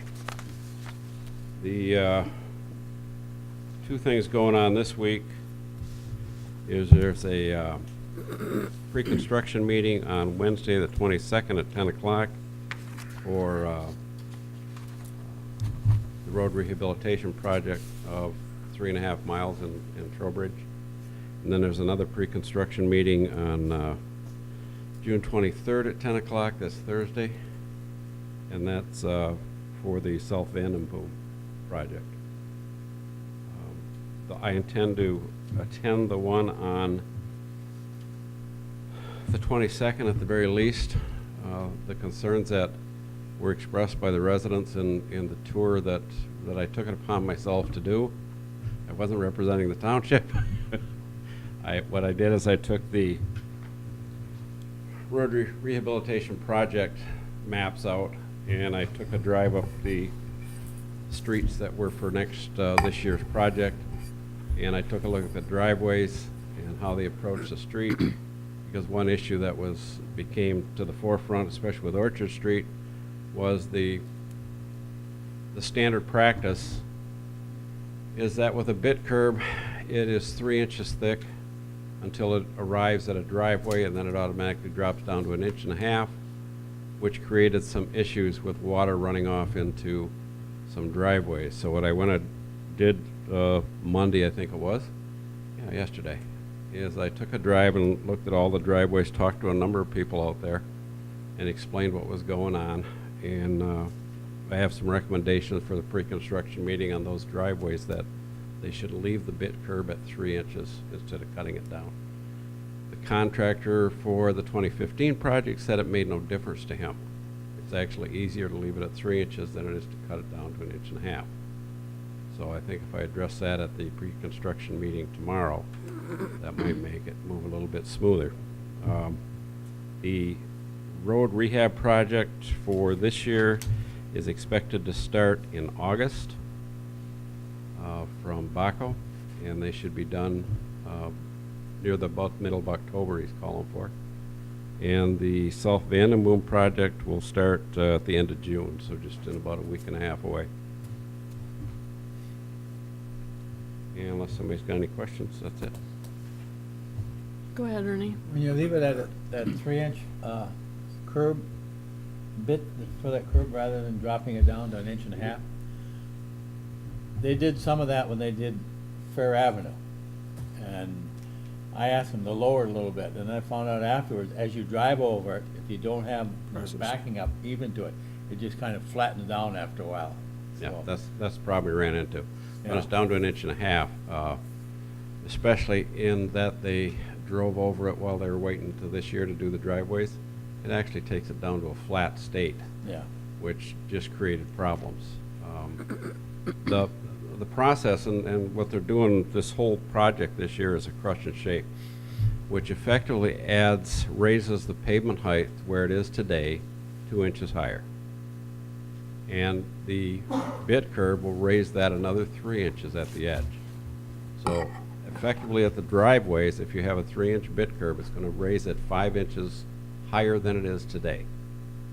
And if you allow them to lower it down to the 1.5 inches, which is their standard practice, we'll take it down to 3.5 inches. That still only gives you 1.5 inches bit curb to keep the water in the street instead of the water in your driveway. So that's why I made the drive around, to make sure everybody was okay with that. And there was a number of people that would just assume they left it at 3 inches. Especially those there where the water's coming down the hill. Mm-hmm. They want to keep it in the road until it gets to the runoff spots. So I probably have 3 dozen addresses to give them tomorrow that they would just soon leave it at 3 inches. Anybody else for Dave? How did we make out on Orchard? Did you go down there today Yes, or yesterday? And if you look at, I mean, when you looked at it, did you see? I could ask Ron too, I guess, but I think we have a couple people down there. well, there was a number of people down there that have a number of issues. Some of them have been there for ages, and some of them were created by the higher roads. And some of the problems is what prompted me to go out and talk to these people who are going to be part of the project this year, is we didn't recognize the fact that it was standard practice to go from 3 inches down to 1.5 inches. Created some problems for some people on Orchard Street because that's fairly low, and the water likes to run off in everybody's yard to start out with, and it's very difficult to get it to the designated runoff spots. We'd have been better off if that whole thing would stayed at 3 inches, but we addressed enough of the concerns to get everybody satisfied that we're adding some bit curb in some spots to bring it up, so it keeps it out of the driveway, and we're putting some more runoff spots so that it gets to the creek beds and drainage ditches better. Now, it's not going to solve everybody's water problems in their yard. I don't think you could do that over on Orchard Street unless the drain commissioner got involved and came in and took care of some drainage problems. But that's not what this road rehabilitation project was about. The whole project was to keep the water on the road so that we could direct where it runs off, avoid the washing out of the shoulders and causing the road deterioration, and not to make the problem any worse for any of the property owners. I think we've effectively answered that. I'm sure there's some people who would suggest otherwise, but I think we've answered that as best we can on Orchard Street without spending a lot of road rehabilitation dollars for drainage, which we can't do. It's the way the millage was worded, we can't use it for that. Yeah, and I want to reiterate that a little bit for the public, for anybody that doesn't remember or didn't vote or just moved to town, that we do not own the roads. The Marquette County Road Commission owns the roads. And we took it on to rehab these roads in our township at a request of the residents, because they told us in meeting after meeting they wanted the roads fixed. That was their number one issue. So we had the road committee came up with a fantastic idea of how to do it, how to fund it, how to maintain them for the next 15 to 20 years, and the taxpayers are willing to do that. So we were not here to pave roads that were not already paved. We're not here to fix roads. We were here to rehab them the best we could, and we're mandated by the way the millage was written to do it that way. So, this is not a pool to be able to just go take and fix roads. That wasn't the idea. I've had a few people ask me, well, my road isn't paved down here, it's gravel, or it's never been gravel, or I asked for it before and the road commission won't do it, and da-da-da. That wasn't what this was about, so. And we've run into some of that in this project coming up this year. A lot of those are in dead-end streets where the people have built off of the end of the dead-end street and run driveways off the end of the dead-end street and without asphalt there. And it's beyond our purview. You purview. cannot take it past the end of pavement that's there. Can you give me just a little better explanation what some of these abbreviations are? No, I'm not sure I can. Okay, that's a question for, okay, that's fine. Yeah, that's a question. I didn't know for how much Mr. you knew. Davatella. Okay, that's great update. Any questions for Dave? Good? Okay, thanks a lot for coming in. All right, next, new business. Consider budget amendment 2016-07. Actually, a highlight. Present to the board Budget Amendment 2016-07, and I'll referenced in the minutes as always. Highlight of that is authorization is requested for an additional $10,000 to the Fire Fund Firefighting Department for continuing boot replacements as well as maintenance for equipment. The offset will come from the fund balance, and I make a motion to approve that. Support. Motion and support. It's a roll call vote. Clerk Rattari is yes. Trustee Marks? Yes. Trustee LaRue? Yes. Trustee Trescott? Trustee Pompo? Yes. Treasurer Johnson? Yes. Supervisor Durant? Yes. That motion passes. Okay. Thank you. Managers report. There may be some discussion on part of my manager's report. I would defer that to let the fire department go ahead with theirs so they can get out of here and get back to their business. That radio's been going off a lot, Ron. You better be on your toes. Yeah, if you want to come up, that'd be great. Whoever's gonna help you. I guess to start off the discussion, I had made a request after the the event that we had just last week. I had made a request to Chief DeMars to put together some recommendations with regard to what would be necessary for our responders to be able to have intervened in that situation a little faster to possibly alter the outcome of what had occurred at Little Presque Isle. As you see from the run report, we were there within 13 minutes of the alarm going out. That was almost 20 minutes before the Coast Guard and the sheriff got there by boat. And we really had no capability or facility at that point to effectuate a rescue attempt or recovery attempt at that point. So I had sent board members out an email through Clerk Rotari and copied the board members asking that this be put on the agenda this evening. And my objective is to ask the board to authorize us to expend up to about $7,500 that partially will be reimbursed by other participants in a networking group that has resulted among state, federal, local government, county, trying to alleviate some of the threats at that particular location. There has been history there, and we're trying to avoid that going forward. There is a list attached to the email that I had sent out to you of the types of equipment and pieces that we would be talking about that would give our responders the capability to respond upon arrival and get to their business, basically, a little more rapidly and effectively in the interest of public safety and health. So that's basically what I asked Clerk Rotari to ask to add to the agenda this evening so we could talk about it and see what the board's feelings on that are. So this is, just to back up just a little bit more, this is in response to an EMS fire call that was received for some water issues on part of Lake Superior in the township. And I learned a lot today about what the Coast Guard can and can't do and how they have to get approval, and people have to wait and they got to get boats, and it was kind of crazy, but our guys were there right away. And unfortunately, they had to kind of wait for everything else. But if we did have this equipment, they would have been able to do something a little bit quicker. So I was totally fine with putting this on the agenda and talking about it. Do you want to make a statement, Ron, or you just want to answer questions, or? Well, I think it's pretty self-explanatory.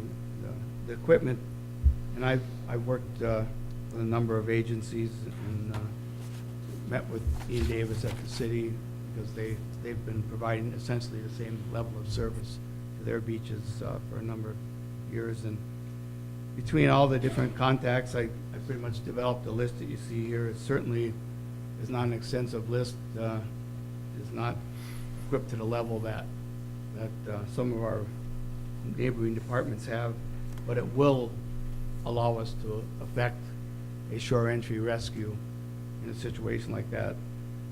These use areas, Little Presque Isle, Wetmore's, Harlow Lake area, as the state has continued to develop them out, our run volume in those areas has increased substantially in the last 3 to 4 years. And you're starting to see the use intensity in these areas go up. I anticipate that nothing's going to change in the future in that regard. We are going to continue to go there more often. And this would allow, I can tell you from one of the people on the first truck standing there for a half hour waiting for, waterborne resources to get on the scene was a frustrating, to say the least, experience. And the equipment that you see here will allow us, summer, early spring, and into late fall, at least affect the water entry. The time period that we're dealing with Lake Superior, cold water drownings, we are able to recover a victim and institute a cold water drowning procedures on them. There is a long history of successful resuscitation up to 45 minutes in an hour with no lasting deficit to the individual. So we want to, I brought it up at the business meeting because a lot of our people were there and they were frustrated by the situation. And we had more than an ample agreement amongst the people that were present at the meeting that they're willing to participate in the training. And we've had the Coast Guard and the city both offer to work with our department as far as training and coming up to speed on the equipment. It's really pretty basic equipment, surfboard. The wetsuits obviously are for the, especially in the early spring, the cold water issues. And then the rest of it, the rope bags and that are just safety items, some buoys to mark the spot where the victims were last seen. And it's essentially a very basic shore entry kit to allow our people. We'll place it on 2179. We'll either build a rack or we'll get a commercial rack and put on the box on the back. And that vehicle, as it did that day, will leave immediately with 2 swimmers on it, and we'll proceed out there, and we'll be able to, you know, in that particular case, it was a tragic accident, and I truly believe from being there from the 13 minutes into the incident that we could have probably changed the outcome at least with one of the individuals. So. For those of you that don't know, 2179 is the orange pickup. So training-wise, you mentioned, obviously we have swimmers because we've got cold water. All of our supplies right now are for cold water, or, Yeah. Ice and ice rescue. snow. Yeah. We've had for a number of years now the capability of doing ice rescue. But those suits are a high flotation suit. I mean, they're not designed, they're bulky, they keep you warm with garments underneath. They are not designed to swim in efficiently at all. So how's the different training? What's different about the training? Anything? The training is search patterns, the technique for getting with people and interviewing people on the shore, where were the victims last seen, so that you can mark your starting point, and then your search patterns off of that. How to get the victim up on to the board once you get them to the surface. There's a technique of putting the victim on and literally flipping the board so the victim comes up on the top of the board. And those are the kind of just techniques and procedures that we don't do. Ice rescue, you're generally going off a shelf into open water, or you're literally going through a hole in the ice to get. This is obviously a little bit more of a search where you have to set up parameters. I remember when I'm not a rescue diver, but I did some rescue training, and we were on a public beach, and we had to pretend we were yelling for help, so we went through this training. That was part of our test, and all we could say was that we wanted a hamburger, and we got really crazy looks for that. Instead of saying help, I need help, and you're in the water, we had to say, I need a hamburger. It was kind of strange. So yeah, that's real similar to just regular scuba diving training. Mm-hmm. Yes, sir. We're not alone in this effort. Early, was it Friday, that we had the meeting out there? Last Friday. Yeah, Friday, Chief DeMars and I participated in a group meeting, I guess you'd have to call it, on-site in conjunction with the university, with the sheriff's department, with Coast Guard, Weather Service was there, City of Marquette Fire, a couple of other agencies. Basically were all there. We're all taking pieces of this basically to try and improve that whole stretch of beach from Hidden Beach all the way north to Harlow Creek. Basically is the primary area that we're going to be targeting. So the university is stepping up to design new signage and to create the signage. Coast Guard is trying to get what's the funding, coastal funding. Coast Guard and Weather Service are going to work together for coastal funding for possibly funding some of this equipment. As I say, we may get some contributions from other entities to cover some of this cost. So we've broken it up into groupings basically that are taking a piece of this responsibility and how we're going to control that area in terms of avoidance and precaution about it occurring, and if it does occur, response to kind of streamline it as a network, I guess you'd have to call it, of response. But we still have the primary initial response or responsibility within the township. So that's why we're making this request to you tonight. I realize, the fire department's budget is a little tight. General fund is as well, but I think between the two of us, we can fund the initial costs and then hope for potential reimbursement of some of those from other agencies. There are, I think, I can't remember the exact number, but there were, immediately after the event, there were a number of groups that stepped up with financial commitments to help do this. was the hospital, there were a couple of other civic organizations, the university. I can't remember all of them, but or how many there are now, but there were a number that were willing to finance some of this effort. It could be anybody. It could be a family member, a visitor. These particular individuals were all, I mean, it's not they were strangers. They were familiar with the area. They had all gone to school here at Northern. They just didn't realize how those currents change and how fast they change at that location. Well, as soon as this happened, the township got a flurry of emails, and I was just flipping to see if the board has seen these pictures. I'll get them off to you. And the idea was to have some rescue stations with rope and life vests and that kind of stuff, whatever you might need if it's a little bit more remote before somebody gets there. So if someone does want to effect some kind of a rescue, they can at least make an attempt. And I think they said they were $1,000 a piece or 2 for $1,000 or something. $1,000 a piece, roughly. $1,500 a piece per board, and that is moving forward. That Yeah, I think Northern's that's- involved in it, the hospital's involved, a number of civic groups. Yep, The sheriff. labor group has offered to come in and erect. There's probably more volunteers than there are, project to go around here, but there'll certainly be 2 boards at the very least at Little Presqu'île and 1 at Wetmore, possibly 1 at Harlow Lake too. DNR is involved heavily in it, the Parks group. They offered to literally build the boards initially, but there was so much help coming forth from the Labor Council and whatnot. They said, look, we'll provide the material then, and we're getting the design from the city of Marquette for their boards. And the fire department is committed. We'll have to go out there once a day and make sure, because it's a liability issue, and this is what the city has done.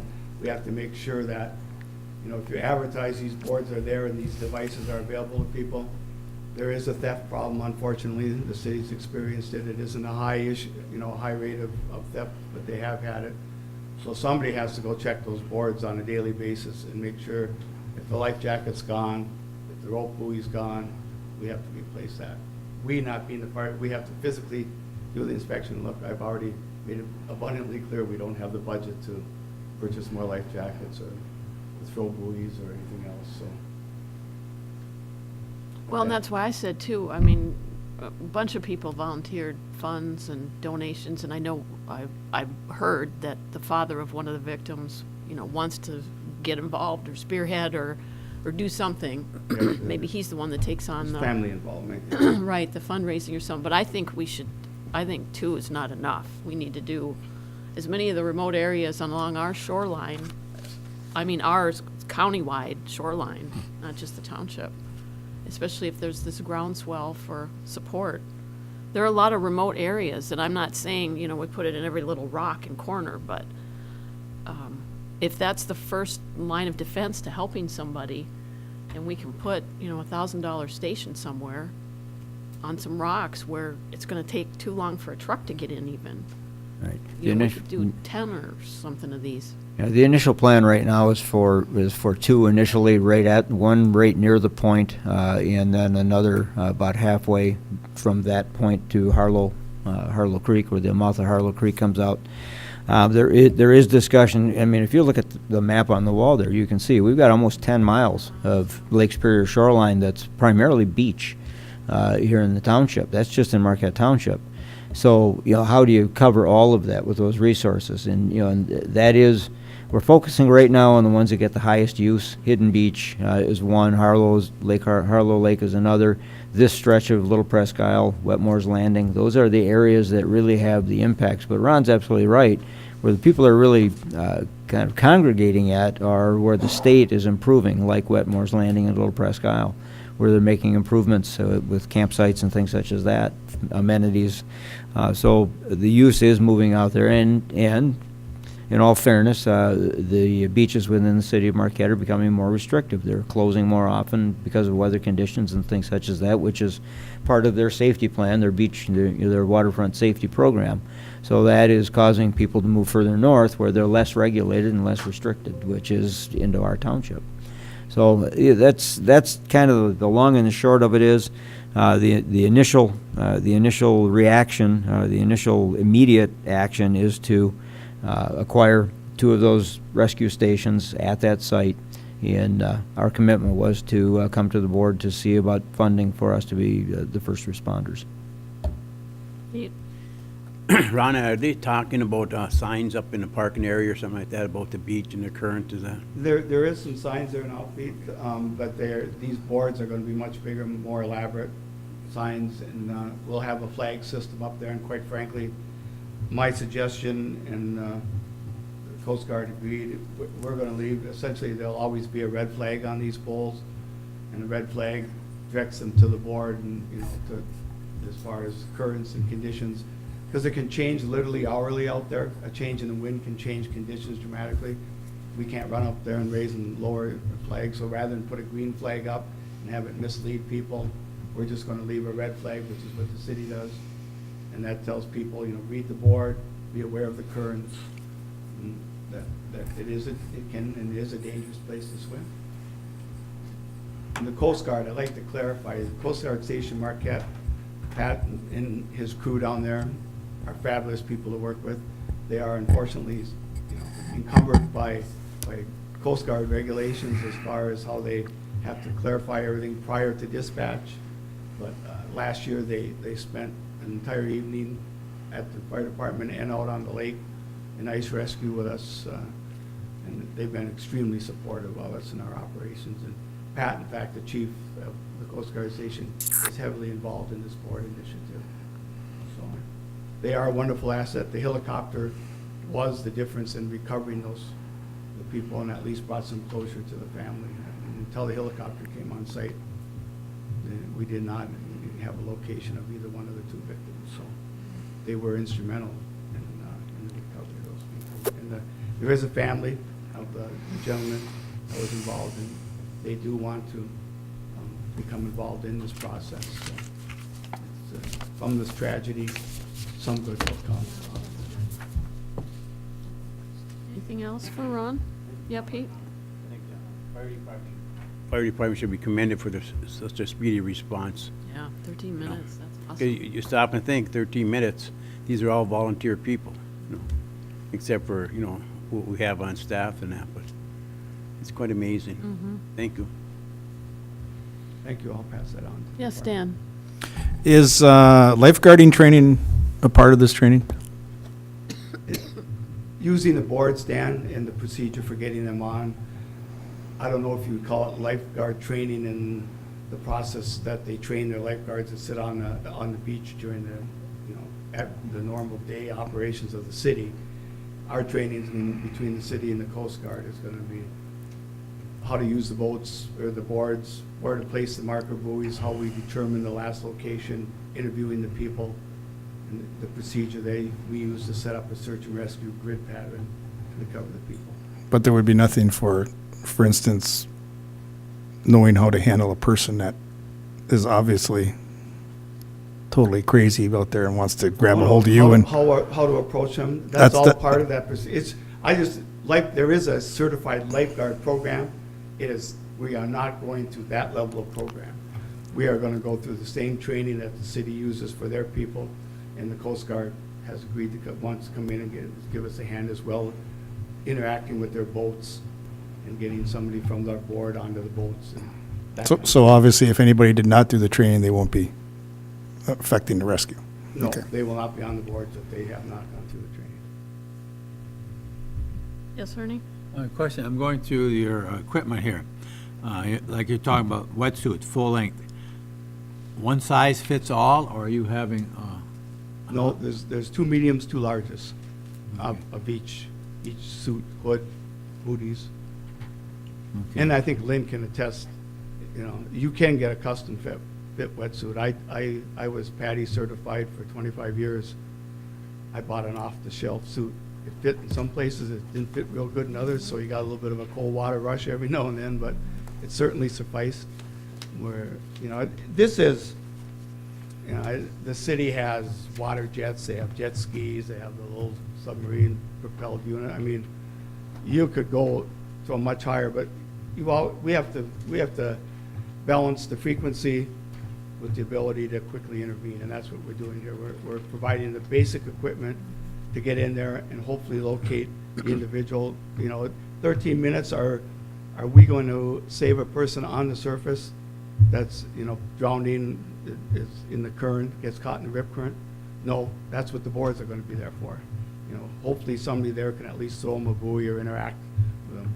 Our job's gonna be to get there, find the individual, get them to shore, get the cold water drowning procedure going. You know, the odds of them still, maybe in August, they might still be afloat and swimming, but in a cold water situation like we had in this particular event, they basically succumbed to the temperature of the water. They cramped up and were unable to swim. You know, that and not understanding the current, you know, the natural instinct of everybody is to swim back to where you were. And all the individuals, the two that went in initially, the two females that went in, the bystanders said they kept yelling to them, swim towards shore, swim with the current, and they were bound and determined. They were going back to the rock they slipped off of. And that's natural preservation. Yeah, this is kind of a stopgap. This is so that they've got some kind of equipment to get the process started when they first get there. We can always add to it later, you know. if we Well, you always the have to funds balance or the frequency. See you know, what we need. We have one, maybe two of these issues a year. But again, the use of these areas is going up dramatically every year too, so I don't anticipate it going down. Go ahead, Ernie. Well, and the other thing we were concerned about is that within about 2 to 3 weeks, we're going to start having the influx of brand-new students at Northern that will be heading for those beaches and don't know about Lake Superior or about the currents, and are too intelligent to even be worried about it. Yeah, at that age, they always know Yeah. everything anyway. Question I have is on the funding that, 7,500 plus, okay, then I'm looking at the last sentence that, because it's the Township Safety and Health, and the general fund would assist in funding the initial purchase. No refund, just funding it, or portion of it, and that? Yeah, this is, Ron and I talked about this, and I look at this more as it's a township issue as opposed to strictly a fire department issue.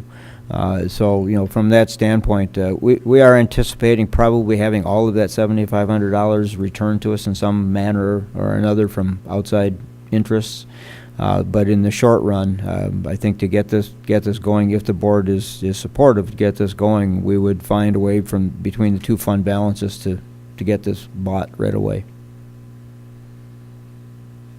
You know what our fund balances look like. I know that. They're not doing real I well. put my right treasurer's now. hat on all the time to start asking these questions. and Most likely, I would defer something else that was in the budget to do this. It's kind of temporary, timely too. Pete? Ron, when the students come back from Northern, are they in the orientation, are they told about the water and the currents in the lake and that?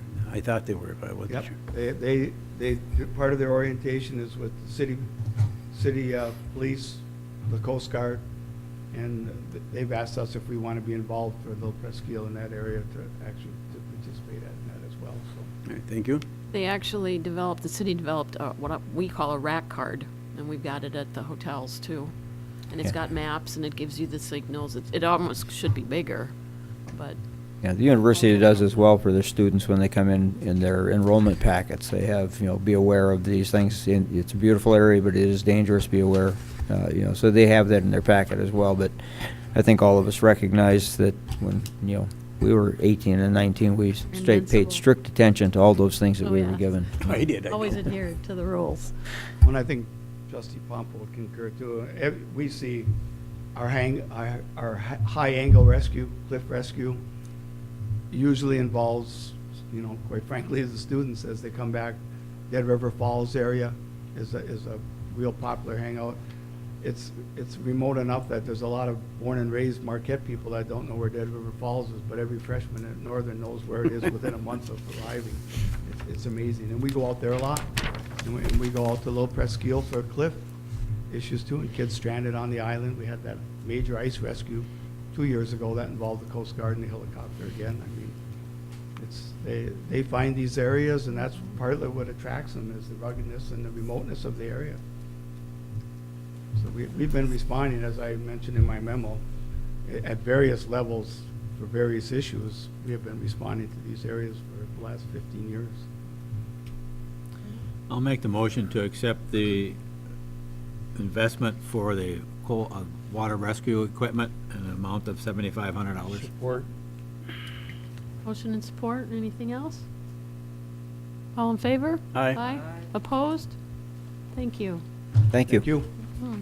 Got one question for Ron. Sure. Ron, how's the access into those areas? We can get, well, we have to keep the boat gates now at those areas, we have, Okay. so we could open the gates, but we oftentimes end up using the Argo to transport stuff right down on the, has a capability of going down onto the beach over the bank. All right, thank you. It's not great, but we're able to get there. Now your manager's report, Randy. I don't have an awful lot to add to the manager's report. As Pete mentioned, we do have a couple of events coming up here pretty quick. June 25th, which is this Saturday, we do have the car show and cruise. It'll be in the Westwood Mall parking lot right near Kohl's this time, not over by Applebee's. It'll be on the opposite side near Kohl's. They asked us to move over there. So we'll be setting up there. That'll begin at 10 o'clock, and it'll run until about 2 o'clock in the afternoon. Everybody is welcome. No particular type of a vehicle, from the square wheeled to the current day. Anything is there. It's basically just an opportunity to get your vehicle out and come and meet up with lots of other people that enjoy the same thing. There will be food there. Those who register their car come in. There's no fee for registration, but those who do register get fed. We'll be cooking some brats and that there, so that includes lunch, and there will then be, for all those that register, also a drawing. We have many of our businesses in the community make donations to us for this, and we have just a random draw basically from registrations. So usually it's a lot of usable things that folks with vehicles would like. Then again, on Saturday, August 6th, will be the Catch Vision at Lions Field Community Day. This year, the softball tournament will be beginning Friday night. We'll go all day Saturday and into Sunday for the final games. And all of the amenities that we typically have at Community Day will be there. I think they have 3 bands lined up, live bands, to play during the softball games. We're going to be having a boot hockey tournament on the ice rink. Both pavilions will be open for the public to use. There'll be a variety of activities for kids. So it's a good family-friendly event for the entire day on that Saturday and into the evening until 10 o'clock at night when our noise ordinance kicks in. We end at that point. The main thing I wanted to chat about is we do have collective bargaining coming up with our AFSCME bargaining unit, and this is where we might have some discussion. I had sent out, I think a couple of weeks ago it was now, I had sent out copies of the current bargaining agreement and asked board members to review that and to get into your minds things that you think you would like to see addressed in collective bargaining this year. It is a full contract, so everything is open. We have had a long-running discussion regarding health insurance. I think that'll be a major issue of discussion, not only from the bargaining unit standpoint, but from your standpoint as a board in terms of how that package is put together and what it entails and what the costs of it are. What I would like to do, if board members are ready and do that, at your next meeting on July 5th, I would like to have a closed session so you could establish what the parameters are so I can start gathering some data and some costs for you. Other than that, any questions that board members may have in that regard or any other regard, certainly here to address those. Any questions for the manager? You're good? If anybody needs a printed copy of the current bargaining agreement, let me know and I'll run one off for you.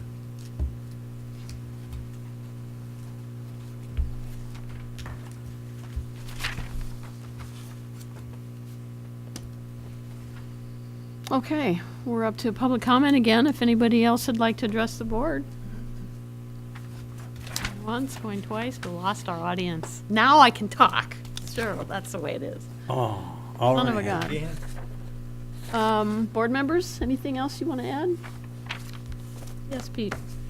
I'd just like to remind the residents of the township about the ice rink. We call it as an ice rink, warming shack and that, but it'd be a great place for parents to take their kids to learn how to do a bike. They can do a little hockey or play with inside there. The warming shack, pavilion, I just have a hard time finding the right name for that. There is. Not a shack. No, it's not. It's a very nice one.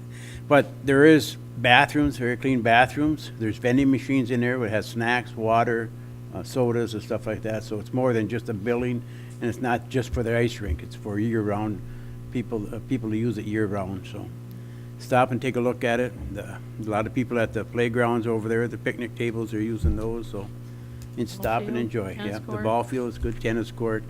You know, so it's a great place to visit. So. Okay, thanks. Go ahead, Ernie. Couple items, I attended the Marquette Township Business Association today, and a couple items came up that they're working on trying to get with the board, having a combined meeting with the Business Association and the board. They want to put together some of the things they'd like to discuss.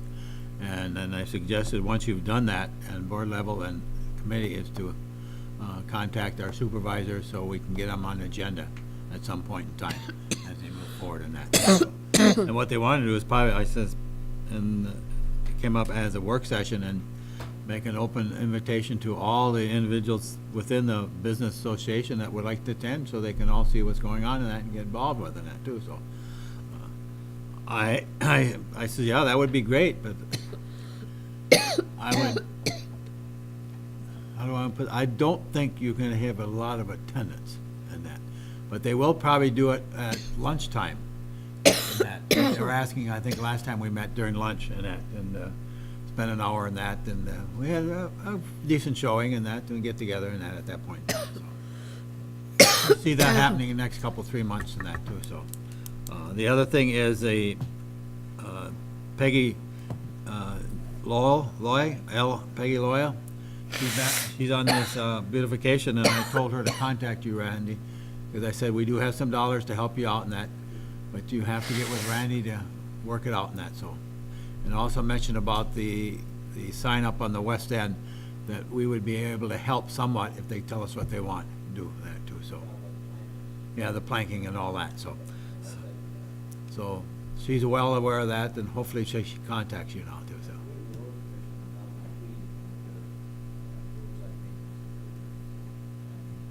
so. Okay.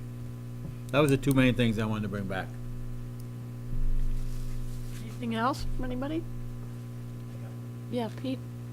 I wanted to ask Randy earlier, but is there anything that the road commission can do with the property as far as along the road, old trees, just lots of them over by the ballpark?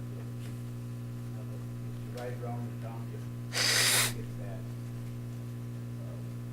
I don't know if we can tell them to clean up their right of way, or. It's within the right of way. They are responsible for maintaining that in a safe manner. Because, you know, there's so many trees out there ready to fall down, and some limbs are hanging up in the trees and that, and it's their right of way, so I know they're gonna tell us, well, they don't have the money, but I mean, we sort of helped them with the roads and that, at least they could start cleaning up. And BLP I don't know is- if they ever done it before or not. They have, you know, I've called them on several along 492 and things such as that, and they send a crew out to take care of it, you know, where the branches are hanging down close to the road or they're becoming a hazard. The other group is the Board of Light and Power. If it's an issue where the branches are potentially affecting power lines, they will come out and trim them up and take trees out if they need to as well. So, yeah, if you can let me know where you're talking about, I'll get in touch with them. Right by Cox and Moran, that one that's standing there is laying over, it's gonna lay right on the wires, and if you ride around and you'll see a lot of that stuff, but I didn't know if they actively do something about that, They except do. for cut the weeds along the road. I mean, but the trees are more of a problem than the weeds are. They've been pretty good about it. When we've called them with what we think is a hazardous Okay. situation, they'll get out and clean it up. I'll Cox make and a Moran. list for you then. Okay. Randy, you had something too? Yeah, me and Trustee LaRue attended MTA Summer Summit, I think it was a week or two ago, and there was some pretty good classes there. I had some elections updates and such, but the good thing there is we did a lot of networking and such, and I can report that we are doing a good job in Marquette Township relative to other townships that we've talked to in the state. So I bring that, and that's a good thing. Randy? Yeah, there was 102 attendees and 55 townships attended, so it was a really good two-day session, so I was really happy with it. I did talk to Chocolate Township's clerk, and they have one meeting a month, and it's only an hour. So I think we have to do a better job here of getting our meetings down to at least an hour, because we have 2 meetings a month that are 2.5 hours. So if our township closest to us can have 1 meeting a month at 1 hour, I see no reason why we can't do that. So I think we should really work on streamlining our stuff so the residents don't have to know everything. They have to know a lot of things, but not everything. So I think we should streamline our stuff and keep our business to task to make sure we get it done. So, Planning Commission, tomorrow night, we are doing the Myers site plan review. So, that will be an Preliminary. interest. Yeah, tomorrow night. Preliminary. Yeah, preliminary Not the Myers final. site plan review. And that will be an experience for me because I've never did a big site plan like that. So, be interested to see how that goes. Twice the size of Lowe's. Yeah, so other than that, July 5th, Tuesday at 4 o'clock will be the last day to register to vote for the August election. And again, I would encourage folks that are eligible for absentee voting to do that. Come into the office and either talk to Lois or myself. We'll get you an application. It's a very easy process. We'll get it mailed out to you, or you can take it. And I think it'll work much better for the folks in at least August and possibly November. So, and that's it. Thanks. Anything else? Ty? Dan? No? Everybody's sleeping. Oh, go ahead, John. When the clerk was suggesting we shorten the meeting, were you suggesting that we eliminate the forum discussion? We can do what we'd like, but I think we should try to do something to streamline our meetings a little better. That's my because I agree. I agree. I was gonna ask him if he had any ideas, Oh. what exactly, but I mean, I can talk to the Chocolate Township clerk and such and to see what, I'd like to see their agendas. yeah, see what their agendas are. I mean, we do have more development and such than they do. I do understand that. We do have some more pressing issues than they do at the moment, but once we get some of these things taken care of, I see no reason why we can't handle our business within an hour or an hour and a half, at least the most. Randy? I think if you look at their agendas, I think one of the things you'll see is that their consent agenda is much longer. There are more items on the consent agenda than on the new business agenda. They take basically a position that if nobody has an issue with it, it just passes on a lot of items. So that's one of the things that you could look at doing is instead of having as many new business items per se, they could be in the consent agenda, and if any board member has additional questions or whatever, they could be pulled off. Just a suggestion. Pete, did you have something? In one of our meetings down there, they talked about meetings and, getting along and stuff like that. And they had showed a meeting out of Chicago, and it was really funny. The players just started off, and then all of a sudden they're fighting with each other and screaming and trying to maintain them, hold them back. And I thought, oh, we haven't had that one. But we are, like Randy said, just talking to around the table, and talking about different things, and I think we're doing all right. Well, I've said before that, maybe once a month we have a work session for these kinds of items that we know are going to be lengthy discussions so that we can conduct our business, especially the new business. That's new stuff coming in front of us.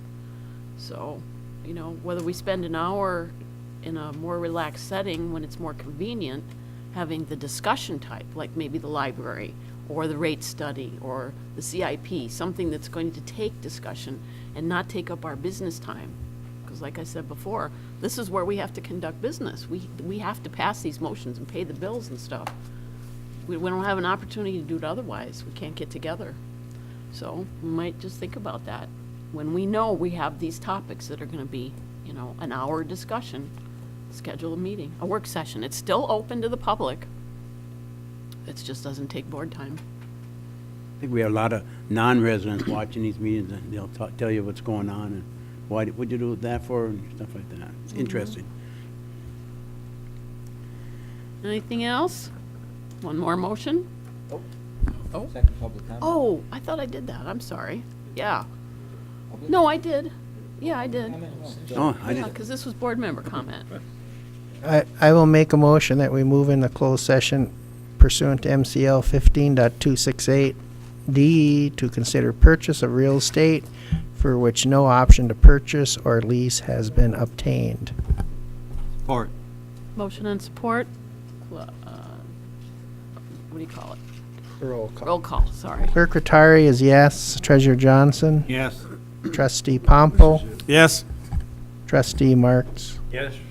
Trustee LaRue. Yes. Trustee Truscott. Yes. And Supervisor Durant. Yes. We are in closed session at 9:20 PM.